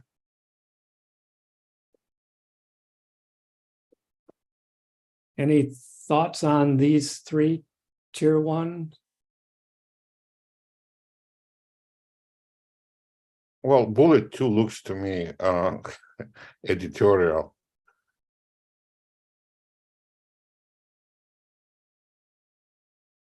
To Dr. Lash? Yeah, I mean, I could see that sort of, but it's one of my pet peeves, I guess. But and this was, I think, my comment. I just think it's bad when you say things like that. So that's why I listed it as a tier 1. But it's, if everyone thinks it's a tier 2, then that's fine. I think it's a I'm not tier sure 1 I- in the appendix, right? So I'm not sure I even agree with it. People do this all the time. Things are increased, but does not Well, reach statistical significance, but it's still But an it increase. doesn't. You can't say it increases. What's the point of statistics then? Well, I just think that's wrong. But And I know they depends do it all the time. what level of statistical significance you choose. Is 0.05, it's not significant, but some people choose 0.1, then it may be. Well, you can say something is if you define your criteria as being less stringent, and then it becomes statistically significant, then as long as people know what your criterion is, then you can say it's statistically significant. But if it's not, it just seems contradictory. And I know it's done a lot in epidemiology, and I just think it doesn't make sense to me. It's illogical. Yeah, I think in epidemiology, we do this all the time. Yeah. I would say probably not tier 1, maybe tier 2. I would actually, what if we put it, I like the idea, I'm going to interpose here, that power of the chair, that we move this to the appendix, right? In essence, saying that it's an editorial. That's fine with me. I disagree, but whatever the majority thinks. Well, that gets it as a tier 1. It's in the appendix as a tier 1 of editorials that needs to be addressed. All right, that's fine, whatever, yeah. Using a criteria that's not a substantive thing that's going to change conclusions. Okay. Nothing more on the tier 1s? How about the tier 2s? Which starts, the first one's on the bottom of page 35, and then they continue on to page 36. Any thoughts?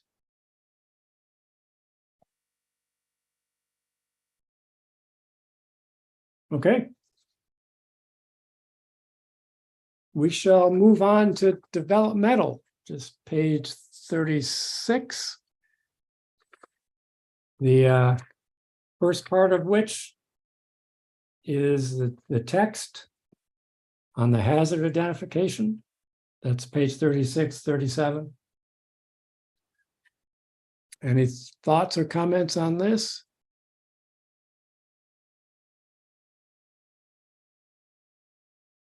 Okay. This gets us, people just jump in if I'm going too fast. This gets us now to page 38, which talks about the POD determination. And any comment on the text? It's all of four lines long. It's on page 38, whoever's controlling the screen.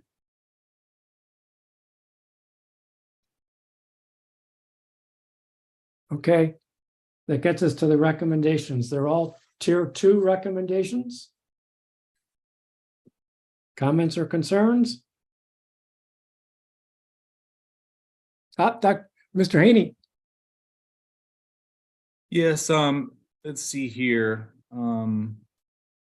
had a comment, I think it was about that last bullet. I'm sorry, I'm having to change screens here. I have here in my notes on page 38, lines 42, 45. That comment seems to be taken from one of my comments where I was suggesting actually the use of a different study, the Zhang et al. 2018 study. I was suggesting that rat study instead of I think the mouse study that was actually used. So that comment I think is that bullet is probably out of place and out of context. Then I suggest we remove it. Any disagreement? Nope. Okay, hearing none. It's done. Okay. This gets us to the tier 3 comments. Good for us. We've got a bunch of tier 3 comments. And there was one more tier 2. Oh, I'm sorry. Yeah. Oh, yeah, there's one more tier 2 on the top of page 39. More carefully interpret data on fetal postnatal growth. Hearing no concerns. Any concerns on the tier 3? It's just a listing of other references. Okay. This gets us to the hematological section. And the first part on page 40 deals with the hazard identification. Any concerns? No. The next part is the point of departure, the POD. Any concerns? Seeing none. There are no tiered comments for this. And then that gets us to immune, which really is on page 41. The hazard identification. We really don't say much. Any problem with that? No tiered comments there. The male reproductive toxicity discussion. This is page 41. We're all comfortable with that text? Seems so. Page 42 gets us to the recommendations. There's a tier 2 recommendation.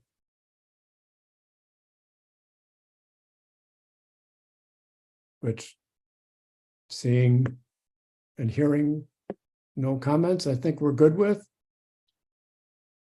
Alrighty then. Gets us to female reproductive, which is we're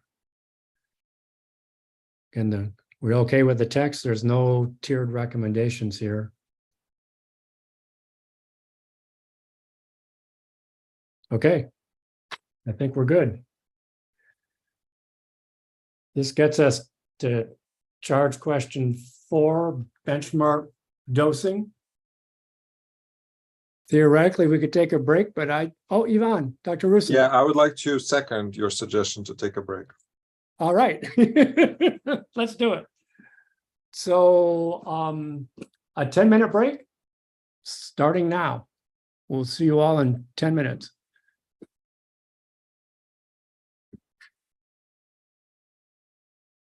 We'll begin again at 2:05 Eastern Time. Okay, thank you. Thanks.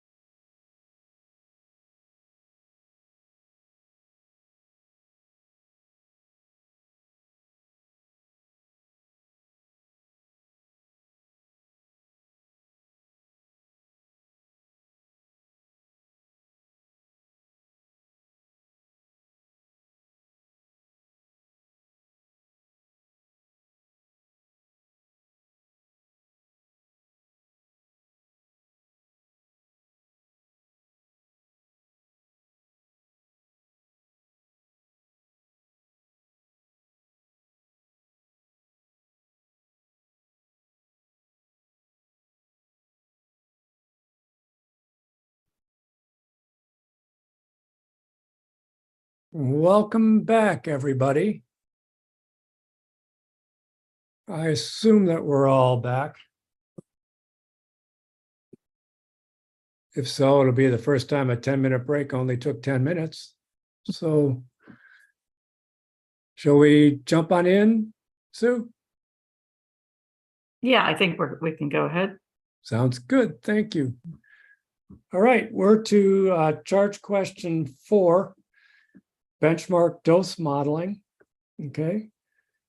And then we have a brief comment that we agreed with the modeling approaches, which is at sort of the top of this page. And then we get to some recommendations. So are there any comments and any part of this? The tier 1 recommendations or the preceding paragraph? Dr. Rusin? Yeah, I think that bullets 1 and 3 there on page 43 can be moved to the appendix. These are editorial in nature. Okay, I'm just reading that's number 1 and number 3, you said, Dr. Rusin, additionally to. Or Yeah. actually, all of them are editorial in nature. This is basically clarifying the text and moving things around. So,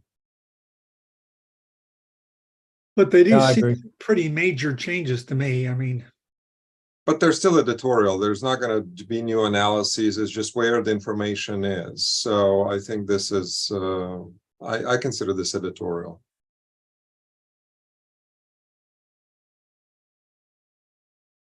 I'm just going through the second one here really quickly.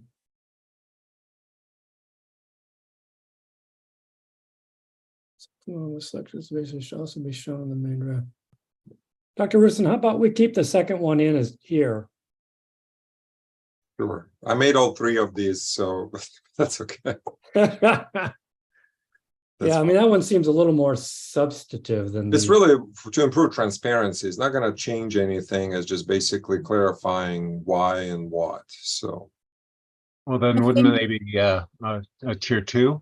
If it they're would be a tier clarifying 2 it? if we want to keep it in the main text. But again, I'm okay with them being moved to the appendix and calling them editorial in nature, but needed to be done. So Right. I think right now, the BMD modeling, you have to go to a different website, if I remember correctly.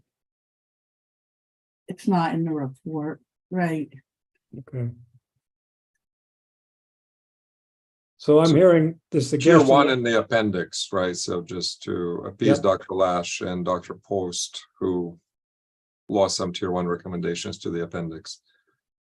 Yeah, that's what I'm hearing. We'll move all 3 of these to the appendix. They'll be in the editorial appendix as tier 1s. Hearing no criticisms of that. Let's move on. The next part of the text is approach for converting dose to human effective dose HED. That's bottom of 43. And then we get to a tier 1 recommendation, which is on the top of page 44. Any thoughts? Well, it says for clarity, the explanation should be expanded. That doesn't sound like tier 1 recommendation. If it's about clarity. Should be used as a starting point for revision.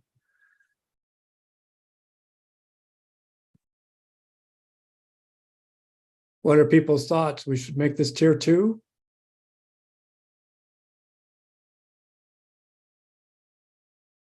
Not hearing a lot of feedback I here. don't know, when reading the report, there was no, it was, whether it's tier 1 or 2, you couldn't, the rationale wasn't there, and I found it buried in the appendix, and that, I think this was my comment.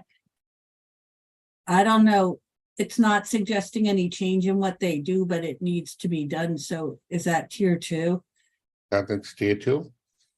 Tier 2 to me. Actually, if it needs to be done, it should be tier one. Well, it needs So to it's be done either so in- the reader can understand it, because I don't think everyone's gonna find it in the, I just happened to find it in the appendix after I noticed it was missing later. So I would think it would be tier one, but it's not my final decision.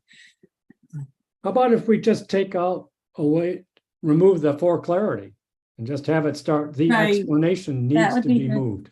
How's that? And keep it as tier one. Because we That's think it fine. needs to be done.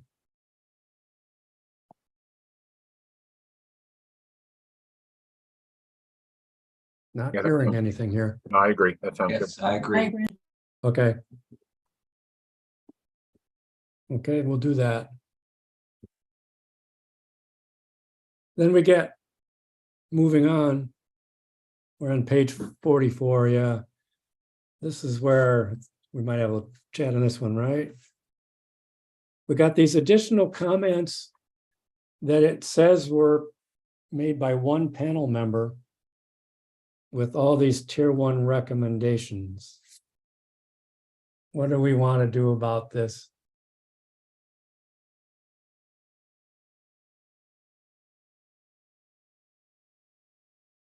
So from the early discussion we had today, I saw that if it's a minority opinion, was it's one or two people, then their recommendation would go into appendix. I think that's what we said. Mr. Haney, you got your hand out. Yeah, well, we're talking about the tier one recommendations down here at the bottom. Yes. Okay, so I submitted sort of the information being discussed here, and as the first bullet says, the majority of the panel recommended. So I presented information, and then the majority of the panel recommended these things, and we took a vote on it and put the question on a slide and all kinds of things. Okay, so let's just go through. So that one should stay because it's the majority. Well, essentially what happened is the discussion took place based on charge question 6, but the same principles apply to charge question 4. And that's why it's been brought forward. So that's the way I remember this or interpret this. Yes, that's my recollection. Right. It says 12 of 14, and then it says one member, so I don't know what happened to that only adds up to 13. Does anyone remember why that's the case? Well, I think I think Dr. Oh no, it I won't. think the recommendations are for the entire thing rather than for the additional comments portion. What? I'm sorry. Yeah, So I this think is- that's what's confusing. These are the recommendations for the entire charge question. Yeah. And they're not recommendations related to the additional comments immediately preceding it. I'll go So back to what 12 Ann of told. 14 people agreed with other things that included other things besides just this. And then I'm saying, why does it say 12 of 14 and then one member? Because that's only 13. So one member is not accounted for here. Correct. No, I think it's a different point. Because the one member where it says one member, that it's just saying one member provided, one member noted that the rationale was I sufficient. think one member didn't agree with this. Is that what and it's that's the saying? way- I know it wasn't me, but I know who it was, and Yeah. that's So Sue or others, I have the PowerPoint that we displayed and there are numbers there, so I'm happy to reshare it if I can get the permission to share. I would go back and note what Anatoly said, that as we discussed at the beginning, if it's only one or two people and it's a minority, it would go in the appendix. Well, the point was that the minority felt that the document as is okay. It's the majority that wanted to change things, and that's exactly what the bullet is actually saying. So there wasn't a minority opinion to change things. It was a minority opinion to keep things as they are in a document. Can I just back up? I see your hand still up, Dr. Postman. I'm Oh, gonna no, jump in. that was a mistake. I'm Okay. sorry. Can we just back up? Is the concern because this first recommendation is bulleted under additional comments? I see. You know, That where it appears says to be one- the problem. That seems to be the problem. What if we moved this first bullet point as discussed in question 6, 12 of 14? What if we just moved that up into the tier 1 comments at the top of the page? Sounds good. Does that go under, wait, that would mean it would go under approach to HED, is that right? Or, I think we're just getting into formatting it, but I want this to be clear. Yeah, Oh, I approach see. for converting dose to HED, yeah. or would Would it you do go this? under the first part before approach to converting HED, you're saying?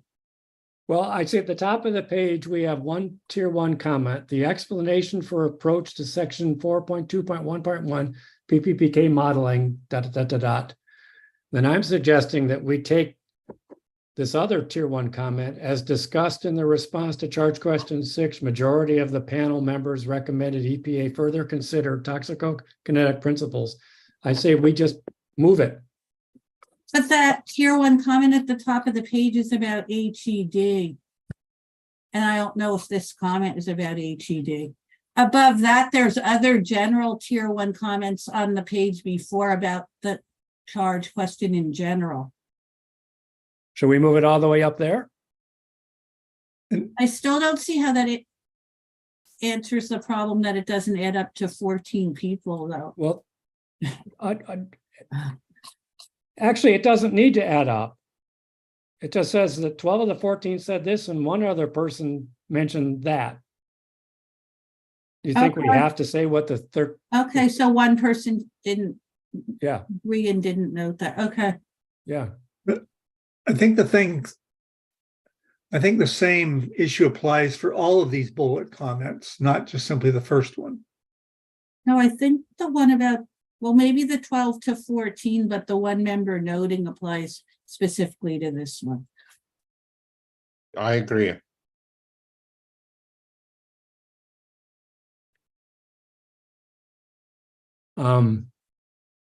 I think in the spirit of what EPA has asked us to clarify, that if we maybe rephrase clearly the majority opinions, and then whenever it says one panel member did this and that, we move that to the appendix. I think maybe these bullets need to be a little bit rehashed, and also they need to be separated from the additional comments in lines 14 to 21, because essentially these are not responding to the charge question. These are overarching issues. So a subtitle has to be inserted here as well. Do these focus in on benchmark modeling, or they're Yeah. just, what are they? Is that what they're focusing on? Yes. They're Right, all because it's focusing the- on So it seems to me that modeling. these comments, the bottom of page 44, are from the committee as a whole. I think I think someone was saying all of the bullets under that start on 44 were made by 12 of 14 people, not just the first one. Is that wrong? No, only the first two, and then Yeah, the third one is definitely. So then that has to be noted on the second one too, and then the others, it just can say the panel recommended numbers, the third one, I guess. Okay. Mhm. Are we comfortable with that, so that the second bullet would read, although charge question 6 addresses only cancer effects, the majority, 12 of 14 of the panel agreed that the recommendation noted Yeah. above for EPA, does that? I think so. Sure.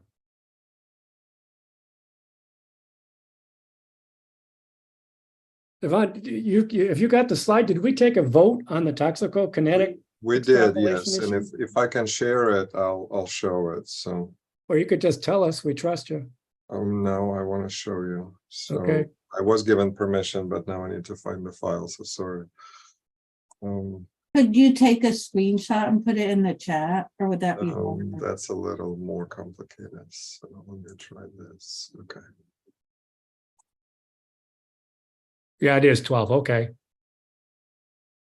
So there were two options and 12 voted for option one voted for option two, and the one person did not vote for any. Gotcha. And Sue, I have emailed this to you, so it should be part of the record, as we were voting as well. So does this refer to both bullets I have then, or? We, through the discussion, we decided not to separate cancer, non-cancer, that would apply to actually both. No, but I'm saying these two bullets are on non-cancer. Yes. Does that vote apply to the content of the first bullet and the second bullet here? Yes, because the second bullet says further consider using toxicokinetic principles. Okay. Yeah. And then what is the first bullet? They both say further consider. Okay. Yeah. If I believe, I think you said it should add up to 14. I think if I remember correctly, I think I had to leave early before that vote. And so if you need me to vote on that to make it round out, I can do that. I'd vote for the first option.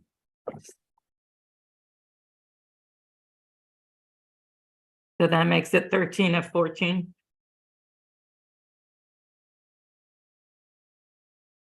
Yeah. I do not have a timestamp on when the vote was taken. Because I do remember you had to leave early. Yeah.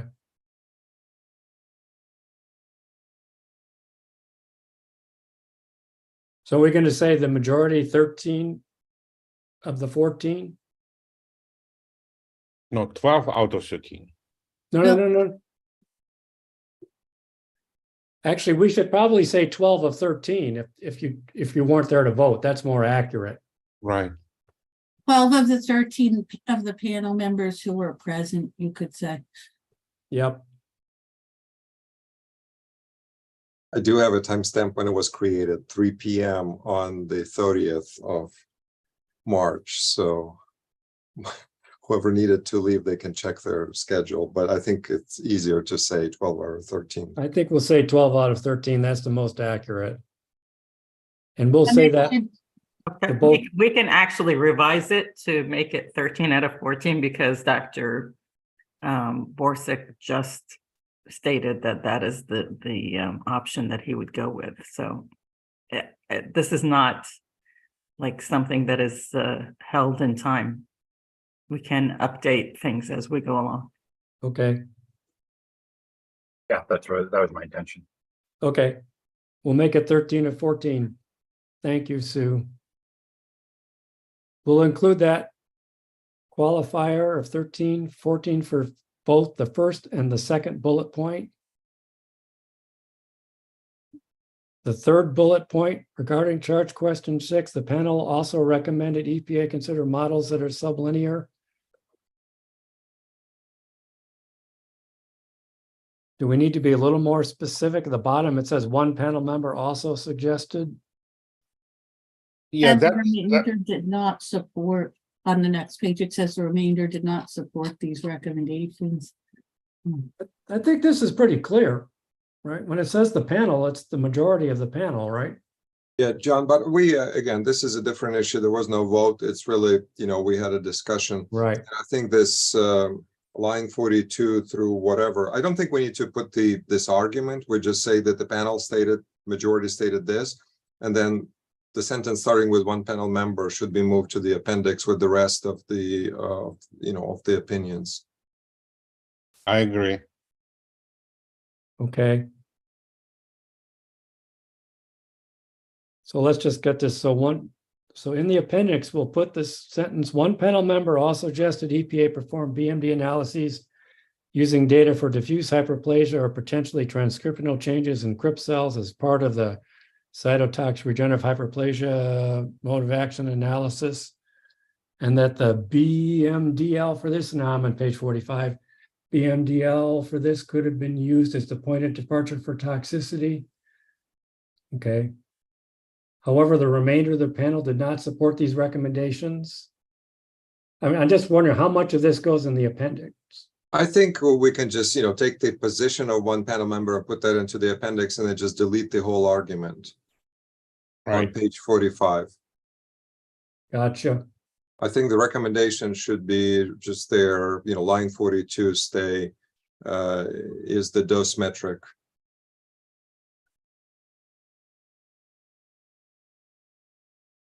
Okay. And then the one panel member from there until the end of that bullet is going to go into an appendix. Because it's a minority opinion. Okay. Now, I'm still not clear, pardon my density here. This paragraph labeled additional comments.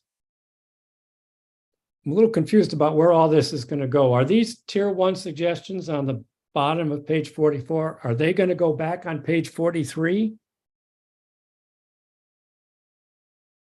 I think this whole additional comment should be part of the appendix, right? Because it's we should keep only the majority opinion in the body of the report, and then all of these comments from a particular member should go into the appendix. So this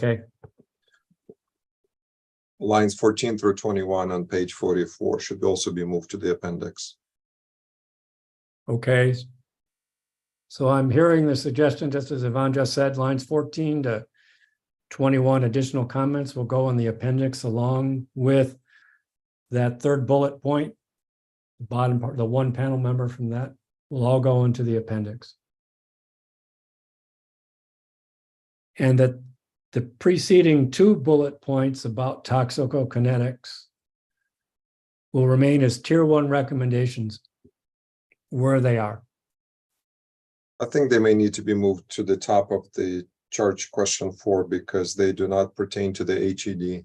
Okay, that was my confusion. All right. I'll move them to page 43. Right, because none of those 3 bullets remain. They will be in the appendix. So now we'll have proper tier 1 recommendations. Gotcha. Is everyone following that? So we're going to have, this is now chart question 4, benchmark dose modeling. Page 43, we're going to have recommendations, which are going to conclude these toxicokinetic principles. Then we're going to do approach for converting dose to an HED and make those other changes, moving things to the appendix. We'll all see this again. Okay. All right. Hopefully my notes were going to be sufficient for me to deconvolute all of that. This now moves us to charge question 5, uncertainty factors. There are a series of 5 uncertainty factors. This is page 46, right? It's on the screen for everyone. And then we're asked, has uncertainty been adequately accounted for in the derivation? And we wrote a paragraph about that. And then we've got some recommendations. So let's just do the tier 1. The PBPK model or body weight to 3/4 scaling should be changed and/or. Any comments? General agreement on this? I think that's editorial. That's editorial. So it would be moved to the appendix. Okay. Hearing no objections. Okay. Then we have a bunch of tier 2 recommendations, bottom of 46 to top of 47. I think the first, the third, and the fourth are editorial in nature. Only the second bullet should probably remain here. Wait, the third one, I had a comment, but I was waiting to be called on, so I'll just wait. All right, let's just do, well, we'll get there, Gloria. The tier 2, the first one, standard practice, panel suggests routine, we're going to move that to the editorial appendix. I suggest that, and then keep second and third, I'm sorry, And, I didn't think the third was editorial. right, yeah, I'm sorry, I miscalculated, miscounted the I'm bullets. sorry. The That's first what- one and two last ones are editorial, and the other two should remain. Okay. So the first one we'll remove unless someone's objecting, which I don't see. The second one's okay. Dr. Post, you've got a question on the third bullet? Yeah, it's similar to the last comment I had, whatever page we were on a while ago. It says it here, it has a whole thing about something, that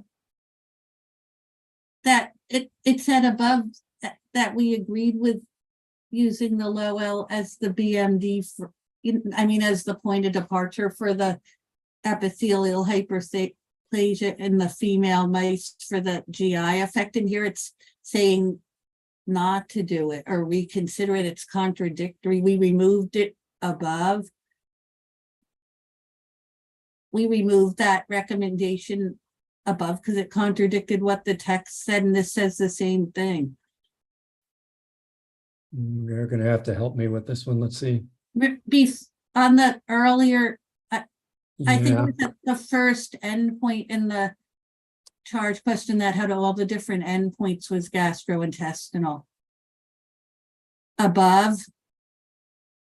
And Yeah. that was my comment, that the text said that for the reference dose for the gastrointestinal effect, they shouldn't use the benchmark dose results because they were too uncertain, and using the LOA was appropriate. And this is again saying they shouldn't reconsider using the low L. It's contradictory within the report. I got you. So I got you. Yeah. So on page 24, Right. there was this comment, EPA should reconsider using benchmark dose to derive the POD, but we removed it. Because on page 22, it said we agreed that they We- should use the benchmark dose. Yeah, we Now agreed. it's saying the same thing here in a more detail. Yeah. If people are following this. Okay, I'm following it now. Okay, right. So we took that out. Saying we should use a low L. Right. And so depending on the low L, for instance, because there was too much, right? That's true.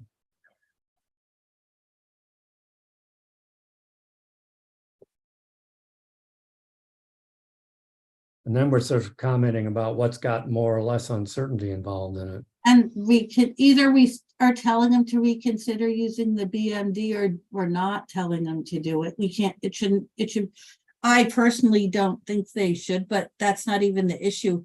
We have to say the same thing in both places. Agree. So if I can summarize your thing, since we previously said we should not do a BMD. Or that the BMD they derived was too uncertain. Yeah.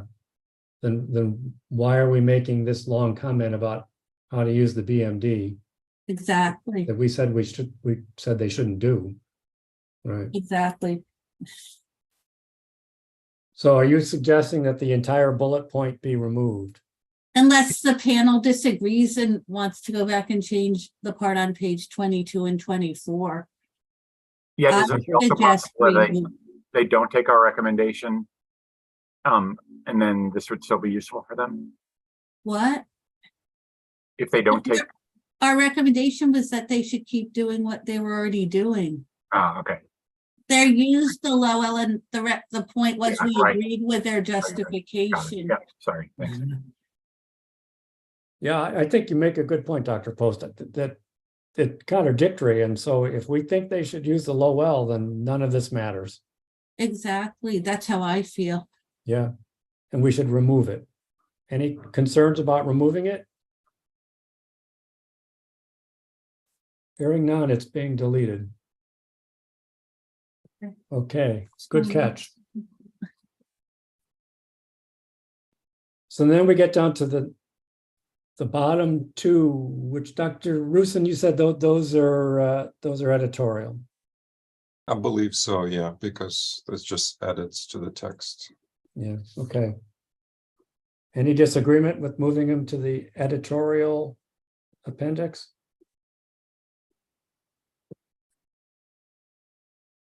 No, sounds good. Hearing none. Okay. Then we get to part B. To inform uncertainty, intraspecies variability, UF sub H. This is page 47. Yep. And we have a brief text followed by a tier 1 comment, which shows up on page 48.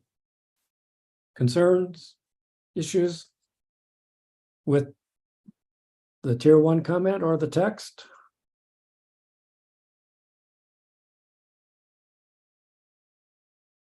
Okay. Make it If you're- It's editorial to me. It says. Oh, okay, let me see. So specifically mentioned and 1% value was used.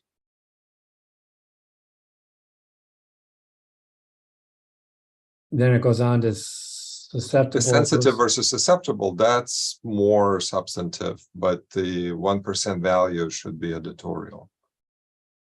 Well, in a way, I mean, it's a factual insert, I guess, if we're calling that editorial. If it's not as if it's a typo or a misstatement, it's something that they need to describe. So That's a clarification, right? So yeah, I guess. Yeah. Well, yeah. If we move it to the appendix, you know, whatever we're going to call this appendix, it's going to be a tier 1, so they're going to have to deal with it. Mhm. But it'll be, you know, more editorial in nature. Are people comfortable moving it to the appendix? Anyone object? No, that's fine. No objection, so it's going to go to the appendix. Okay. Did you want to split out this recommendation regarding the sensitive, susceptible versus the 1% value? What are people's feeling on this? Defining sensitive versus susceptible? I think it could go with it. Okay, they'll have to deal with it. Yeah. Yeah, okay. There, I seem to way back in my past, there is some EPA document which defines those somewhere. I read it once. Okay, we'll move that to the appendix as well. And then the tier 2 comment. This needs to be more clearly explained in the text. Shall we keep that here? I think it's okay here. It's a tier 2. I agree. Okay. Not hearing objections, we'll move on to C. Database uncertainty factor of 3 was applied to inhalation. We've got a sort of a lengthy text followed on the next page, page 49, by a couple of tier 2 recommendations. And those recommendations are the panel suggests that actually use a value of 1. And we also suggest that they use consistent units. Comments, concerns? It seemed to me that the second tier 2 recommendation should go into that appendix, right? That's just an editorial. Well, it would actually mean converting units. So it's not as if it's just a matter of changing the label or something. I guess that's still editorial, but Yeah, it is. I mean, it is still, I mean, I don't care. We can keep it here or move it. I don't know. I mean, they just have to multiply by 1,000. yeah, you can move it. Okay. So that'll go to the appendix, but the preceding one suggests in light of the use FD value of 1 is more appropriate. Mhm. That'll stay. Yeah. That's substantive and it's a tier 2. Yep. Yes. Okay. Moving on. D. Subchronic chronic uncertainty factors of 3 applied to human nasal effects. We have some text and then a tier 2 recommendation on the next page. Consider adding further justification for not using a value of 1 as described above. Concerns, comments? We okay with this? I'm not hearing any concerns. So we'll keep that as is. And move on to charge question 6. Oh boy, we finally get to something with cancer. Okay. So all this is carcinogenicity, hazard evaluation, identification, then toxicity value determination. Okay, so part A, EPA concluded mutagenic mode of action for chromium-6 is sufficiently supported in laboratory animals. And then we have 2.5 pages of text. Let's just talk about the text first. Any comments? Presumably that large majority panel would be the 13 of the 14. Similar, it depends if that one person wants to weigh in. You recall it's the same issue as before we just dealt with. I forgot who that one person was. Was he there for this discussion or not? Yeah, that was me. And I think because again, we voted not for specifically for cancer, non-cancer. You know, again, it was not a disagreement with the agency. It was actually the agreement with what the agency did, and the rest of the panel wanted the agency to do something else. Yeah, and Mike, you struck my memory there, Dr. Rusin. That's correct. It was 12 of the 14. That's correct. It was 12 of 14. Because one other panel member said, no, we should do cytogenic, regeneration, regenerative proliferation, and the other said we ought to do both and then compare them, right? So it was 12 of 14. That number's right. Dr. Poster, you have a comment? I'm sorry, I missed your hand. I have several comments on the text, and some of them are clarifications on this page and the next page. I don't know when I should say them. Not on the first paragraph, though. I think we're ready. Okay, the first one is on line 34 to 36, where it says, and a more general familiarity with understanding of the mechanisms of genotoxicity, e.g. oxidative stress, than chromium-specific DNA damage. So isn't chromium-specific DNA damage genotoxicity? What should it say? Other mechanisms of genotoxicity? Not, that's just clarifying. Or is that? What page are we talking about? 51, the paragraph after the one we were just talking about. Weren't you on 51? It's on the screen. It's line 34 and 35. 36. Well, yeah. Gloria, can you repeat your concern? It's just so other people on, obviously, this is your whole field research area. Is chromium specific DNA damage considered genotoxicity? Yeah, chromium DNA. So then it should say a more general familiarity and understanding of other the word other needs to be added.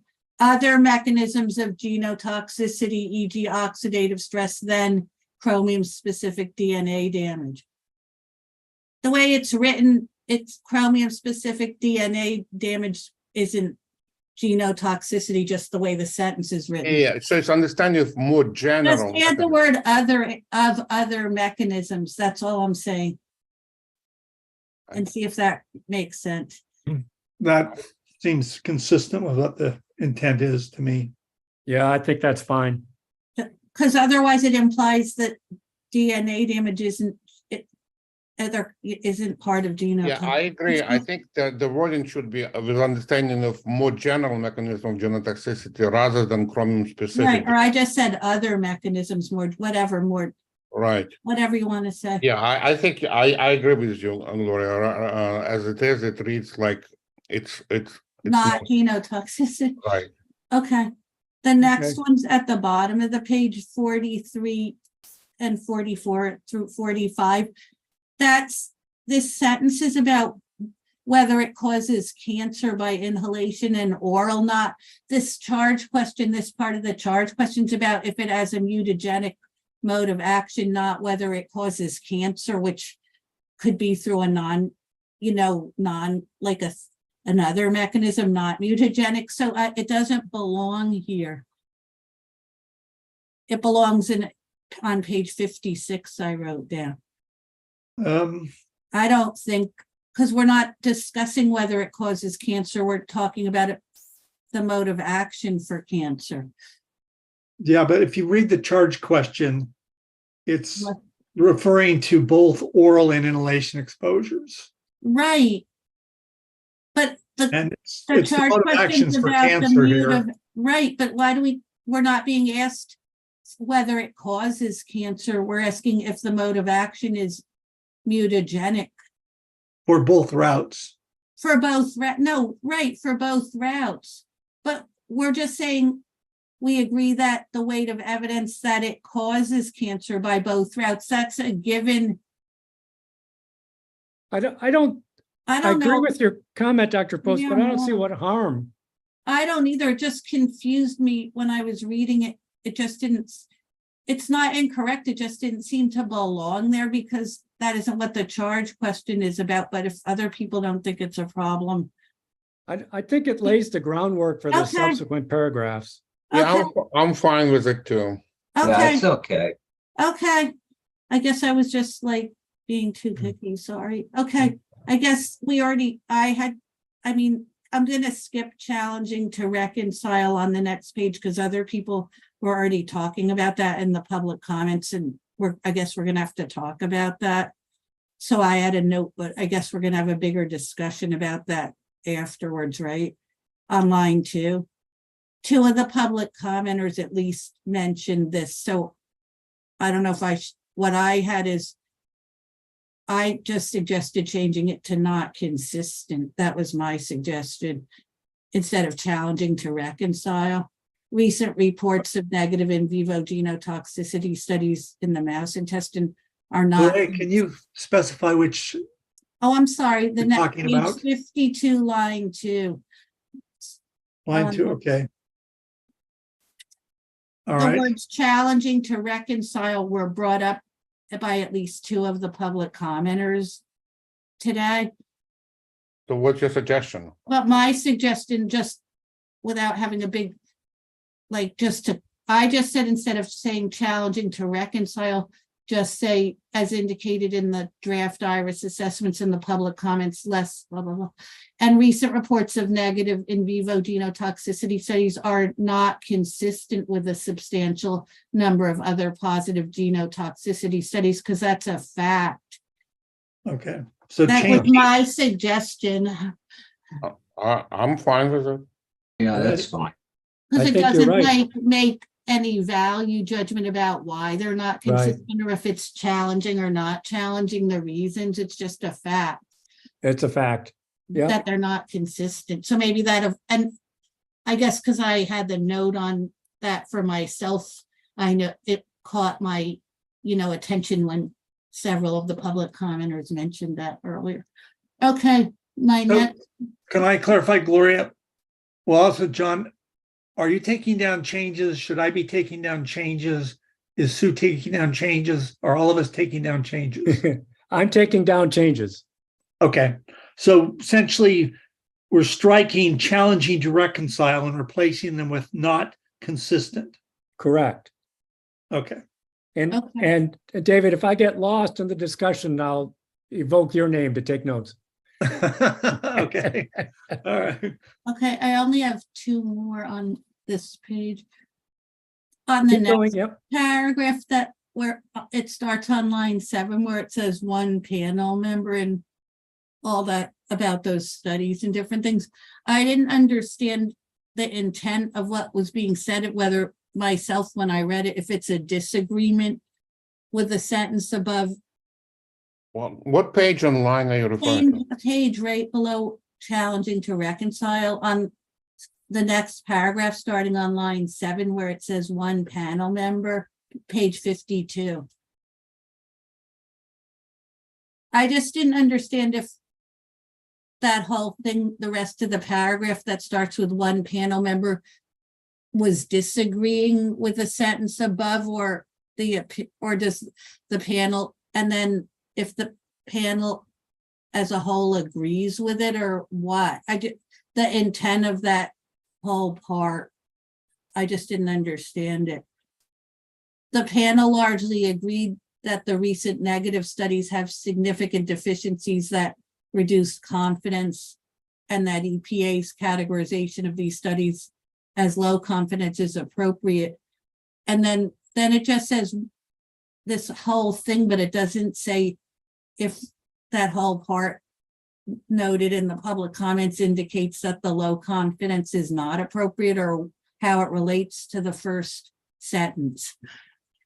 Okay, maybe I can clarify. So there were a large number of in vivo studies which were conducted, which the EPA rated as having low confidence. Right. Okay, and the panel members, the most part, agreed with that.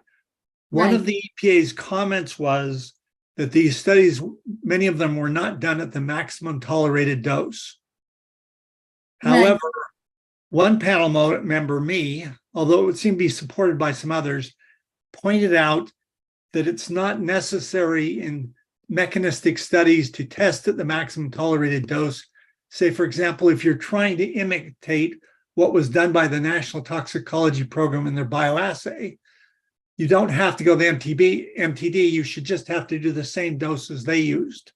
Maybe it should just be, I think when we were talking about it, the people who were there understood it, but maybe it needs to be written out that these studies didn't, it kind of just says in a general way, whether studies for this or that need a maximum whatever, but it doesn't, I think it needs to be related back to like these studies didn't use the maximum tolerated dose, but you know what I mean? Like really relate it to what we're talking about, so someone who doesn't know can read it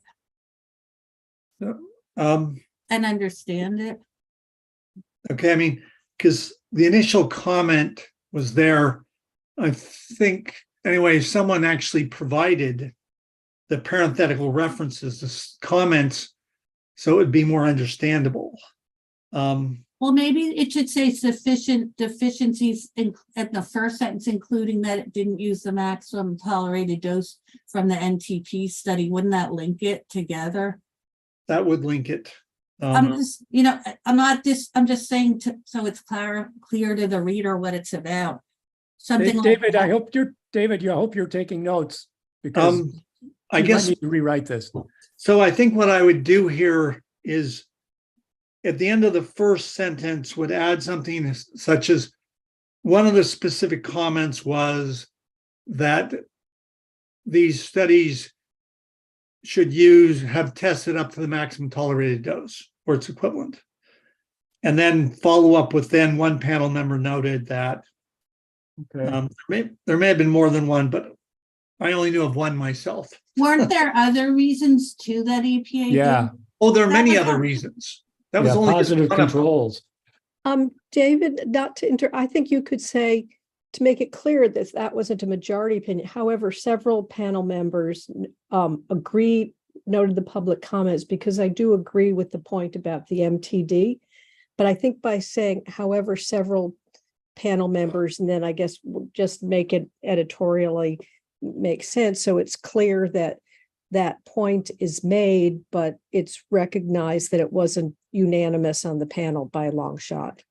But who are several? I remember only you, Dr. Beck, and Mr. Haney.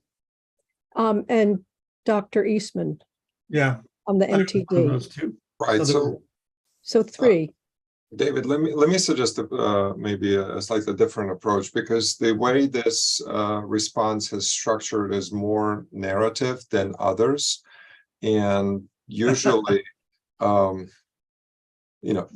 usually there's some sort of findings, the committee finds, and then there are recommendations. And this reads like a readout from the call that the president may have with somebody else, right? So, well, there's not a transcript, but it's a description of a discussion. And I think it's useful to have these descriptions, but it's not really as actionable as maybe structuring this as a finding. The majority of the committee finds this, And then the majority of the committee finds that, and then whatever the minority found can be moved to where the rest of the minority comments are. And then the recommendation is structured the same way, because this back and forth and is very useful read, but I think it will be confusing for those who have not participated, and especially for the agency, it will be confusing how to actually respond to this. So Ivan, you're recommending that basically following the first sentence, that section be moved back to the appendix. I think I would kind of leave it up to you, and because we have another meeting, I'm suggesting that this particular part of our report is just restructured, and I don't think we can recommend you this sentence goes there, this sentence goes here, but more in terms of, as with other sections, we keep the majority opinions in this narrative section as more of the findings. The committee agrees or the committee disagrees, and then there are clear recommendations as to what needs to be done. But this back and forth, I don't think it's stylistically cohesive with the rest of the report. Also, if it is included, unless I'm wrong, like, I can't remember, there was some other reason besides the MTD issue that they were low confidence, I believe. And if that's the case, if we just highlight the MTD issue, it's gonna seem like that was the only reason, and that isn't. If that's not the case, it would be misleading, I think. Yeah, David, I just suggest that you take another crack at it, perhaps, and then we, as a committee, do a couple of iterations, and then we consider it at our next meeting. I'm not sure. I see two options here that at least have come forward. One is I add another sentence in to link to show that one of the deficiencies was this testing the maximum tolerated dose, which several of the panel members did not agree was valid.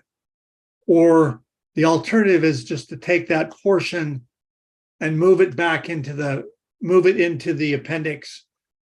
And I think that material is already in the appendix.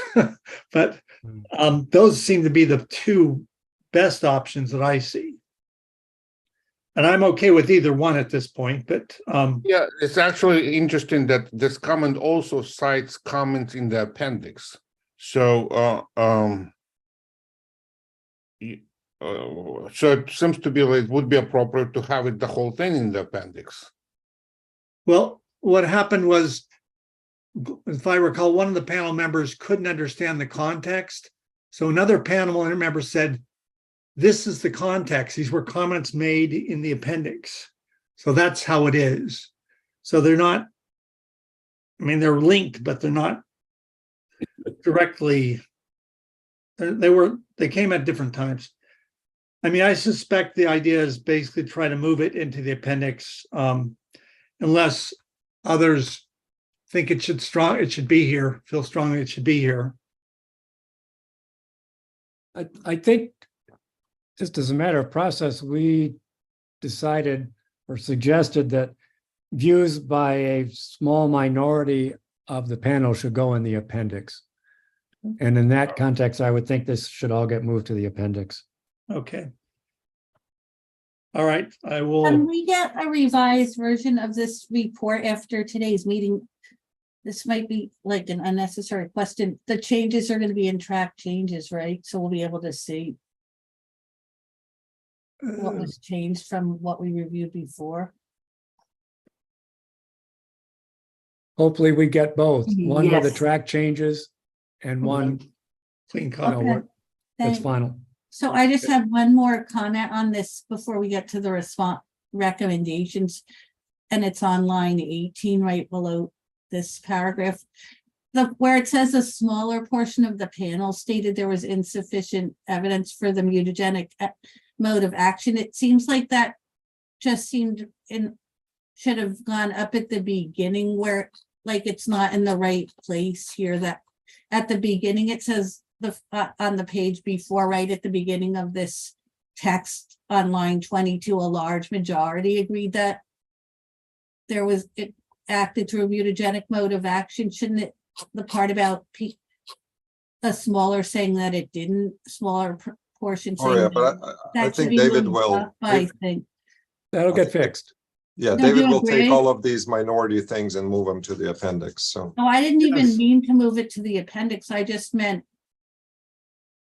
I Okay, think it's all okay, I gonna wasn't get even moved. thinking of that. I was just saying if it remained in there, it should go after the paragraph above that said a majority thought No. something else. I Okay, think it's all going to the appendix. okay, sorry. Yeah, the next paragraph is the other panel member had a minority Okay. opinion. That's Okay, the appendix. I'm just Okay. going through this quick to make sure we're agreeing what's going there. okay. How about on page 53, line 11, this paragraph. Panel also noted many conclusions were based on experiments. Is that going in the appendix or is that staying here? It says several of the panel members. Because it concludes with more details are in the appendix, I think this is a minority opinion as well, so. Okay. So that'll all go to an appendix that David's doing. If I might, then I would request that I get a Word copy of this document shortly after this meeting. Will I do. think we'll do, yeah. Okay. Gloria, are you okay? You still have your Oh, hand yeah, out? yeah, sorry. Yeah, I That's guess we're fine. going on to the recommendation. That's fine. Yeah. Yeah. This gets us to recommendations. If I can weigh in, Yes, this is somewhat related to the comment I made earlier on during the tier 1 and tier 2, because there are comments that I think were held by a minority of the panel, but are important comments that I think the EPA ought to address because they reflect other public comments that are, certainly were made by important stakeholders. So it doesn't, for me, that's why these were brought advanced forward, but certainly they can go in the appendix. It's just we wanted the EPA to be aware of them and certainly hopefully would address them in some fashion in the document because these are concerns or questions that others have. But they can do that from the appendix, apparently. or we might. Mr. Haney, have you got some comment on this particular thing? Actually, it's about the first paragraph on this page, if that's okay for me to address it this time. Which, yeah, why don't we do Are you that? I'll give you a talking- chance to, okay, which paragraph are you at? So, yeah, I've switched to a Word document, but I have in my notes that it's on this page, lines 8 and 9, where apparently there's a reference to doses that correspond to risks of 1E to the -4. And I can send this on afterwards, but when I looked at the draft document, on pages D-31 and D-32, there are, what I found were different doses that correspond to a risk of 1E to the -4. So I could send that on afterwards, but here I have in my notes that lines 8 and 9 indicate that a dose of 9E to the -4 mg per kg per day corresponds to a risk of 1E to the -4. But based on small intestine data, that dose, when I looked it up, it seems like that's 2E to the -4 mg per kg per day, according to page D-31. And then based on the oral cavity data, 5.9E to the -4 was 1E to the -4 risk, based on what I saw on page D-32. So anyway, I'm just noting here that we need to double check these to be sure we have the right values in there. Who's gonna double check? Oh, well, I mean, I did it for one, so I can send out, I can send you my little, my values and my comment, and it could be changed in track changes. and other folks, at least one other person could confirm what I had found there in Appendix D.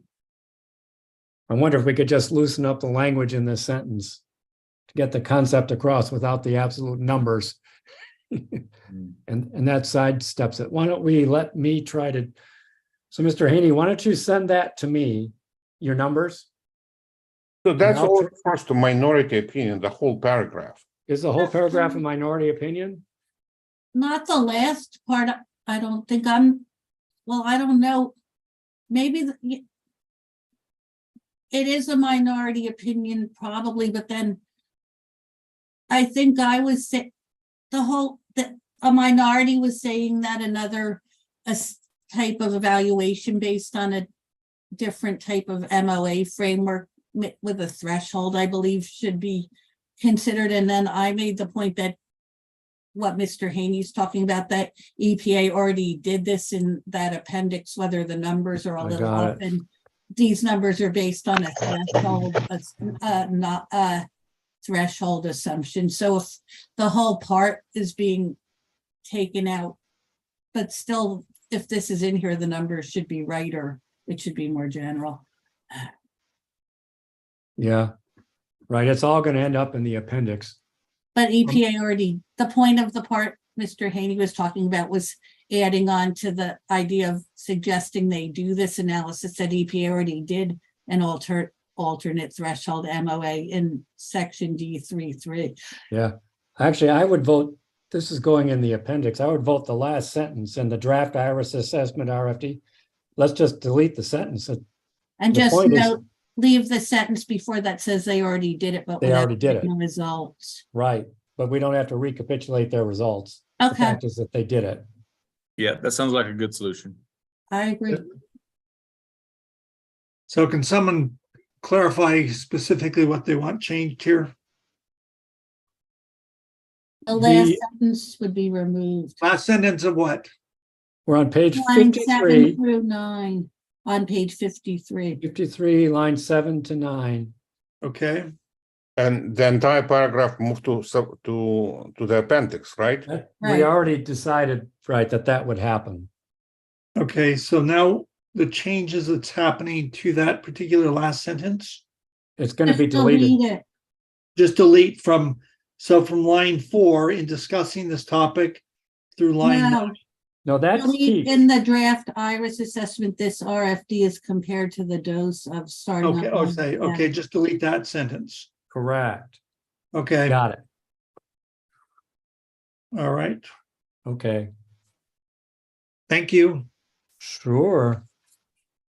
This gets us back to the dicey issue. It didn't disappear. About what are we going to do with these tier 1 comments? I understand, Dr. Eastman, what you were saying. A single person may have brought this up, but we think it's a valuable comment, even though we didn't agree. Is that what you're saying? Well, I mean, go ahead. You can think that a comment, you may not specifically agree with it, but you recognize it's valuable, and the EPA probably should address it because it reflects a fairly, let's say, broad series of comments from others.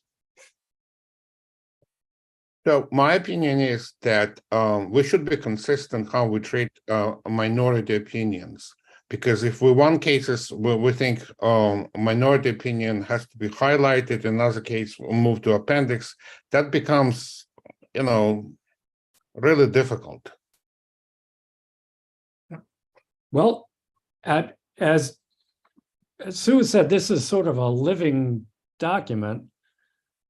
I mean, do we? I don't know. Did the majority of the panel agree that they ought to at least acknowledge that these other regulatory authorities existed? We're not asking them to do anything other than acknowledge. But is it a tier 1 recommendation for acknowledgement? Well, if we all agree that this should be put in, then it might be a tier 1 recommendation. Dr. Rusin, have you got something that's going to help us here? Yeah, I agree with Anatoly that we need to be consistent. And David, I fully understand your point, but all of the public comments and the minority opinion and the majority opinion are part of the public record that have confidence the agency will look into. I don't think we need to start grading minority opinions because they were supported by something else. I think all of this, and the agency colleagues are listening in, and all of the presentations and letters have been recorded, and the agency will consider the entire body of evidence. We just need to provide clarity to the agency as to what the recommendation of the panel is, and if there was a split, how that split was handled. So I think we already have created an additional editorial appendix, and we should just keep, as Anatoly said, things consistent. And I don't think that things that go into appendix will be disregarded, or public presentations will be disregarded. All of this is public record. So it sounds to me like bullet points 2 and 3 would go to the appendix. Right, and then that, the agency will find the way to, to provide the disposition to that. But again, consistency is what's important here. Yeah, I agree. A minority opinion shouldn't be up here as a tier 1 in the main portion, so it should go to an appendix. Okay, let me follow up now. If this information is already in the appendix or covered in the same way, I may just delete it. Does that seem okay? Yes. I have a comment before we delete them. Yeah. So it's not about number 3, because that's suggesting EPA should do more analysis, and that's a minority opinion. And that's the same as the paragraph above that we're moving to the appendix. But number 2, about that other regulatory authorities have made other conclusions, that's factual information. I think it depends on if IRIS documents normally include a review of what other agencies have decided. Like when New Jersey writes a document for a drinking water standard, our format includes a section on what values developed by other agencies, but to my knowledge, IRIS doesn't normally include a section on that, because that's a fact. I think it should follow their consistent policy for whether they normally have a section that includes that in their document or not. Does that make sense? Seems like a valid point to me.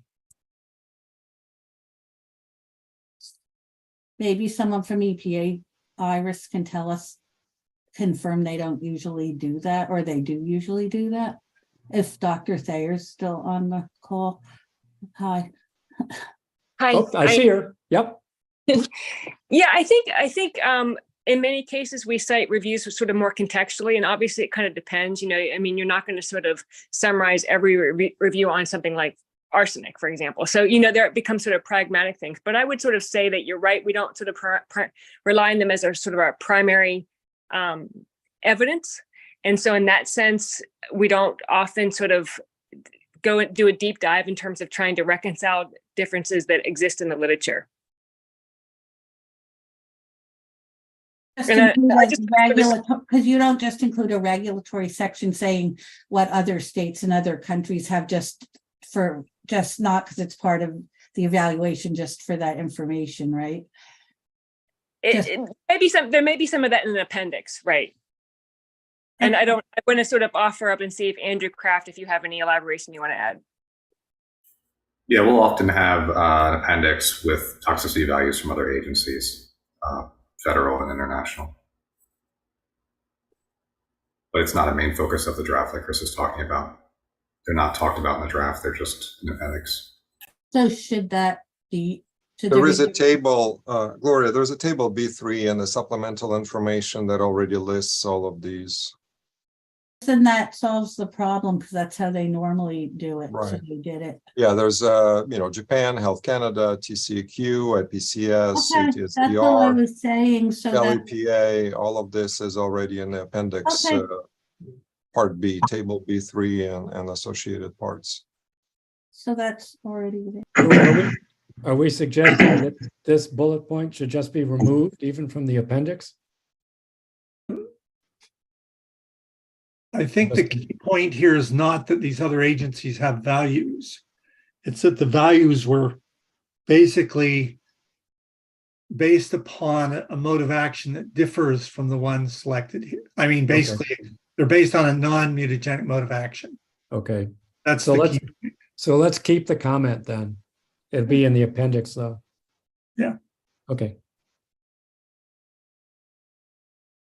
Are we, so comments 2 and 3, if I'm following this, are going to the appendix. What about comment 4? Looks like this should stay. Well, comment 4, I found it to be oddly written. I mean, it's too general. And so what is the EPA should re-examine here? Every step, how cells are being transformed. What exactly they should reevaluate?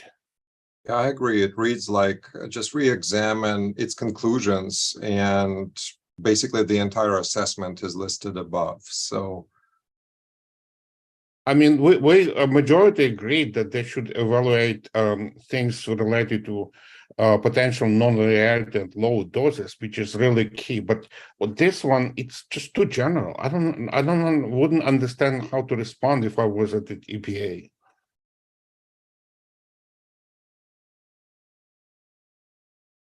Agreed. I don't quite know what, does anyone remember what we're really asking them to do specifically?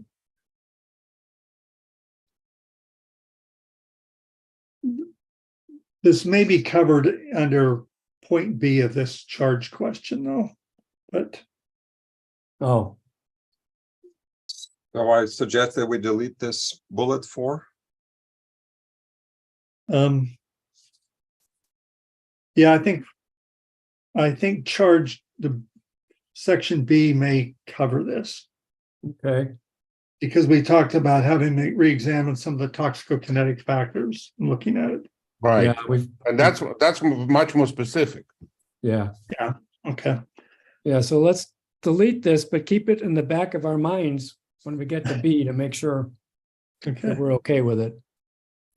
So I have a suggestion about modification of number 1 recommendation, tier 1, to combine it with number 1 recommendation from tier 2, that one of the key issues, even if something is recognized as a mutagen, whether it's a direct mutagen, because you can have mutagenicity through some secondary effect, metabolic effect, for example, inhibiting DNTP biosynthesis or something else.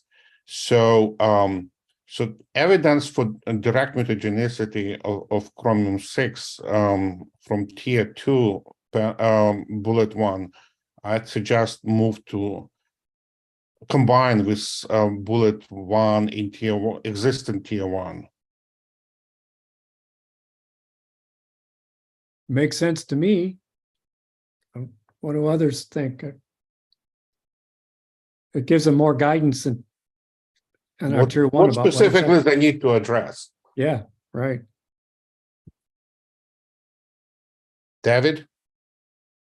So essentially, we're just moving this to tier 1, bullet 1. Yeah, correct. It. Yeah, it's clearly related, so it's okay. Okay, we'll do that.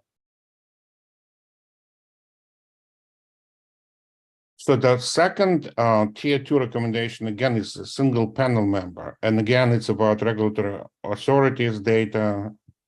And it's repetitive. Yeah. So it either move that or delete it, basically. Exactly. Well, it's exact repeat, so probably needs to be deleted. Yeah. Good. Okay. So I have a comment on starting paragraph line 20 on the same. Oh, hold on. Oh, it's in B already. So maybe I'm too early. Yep. But not by much.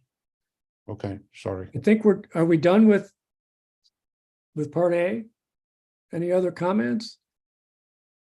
No, we've only made minor changes. I have more handwritten notes on this page than typed notes. Hey, this Okay. is Tom Brennan, Director of the SAB Staff Office. I wanted to say first, thank you all for your public service. Great meeting so far.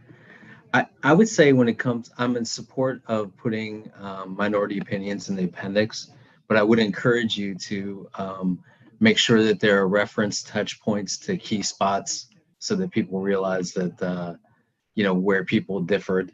So even in the main body of the work, I would encourage you to look for opportunities to refer to the appendix as appropriate. Okay.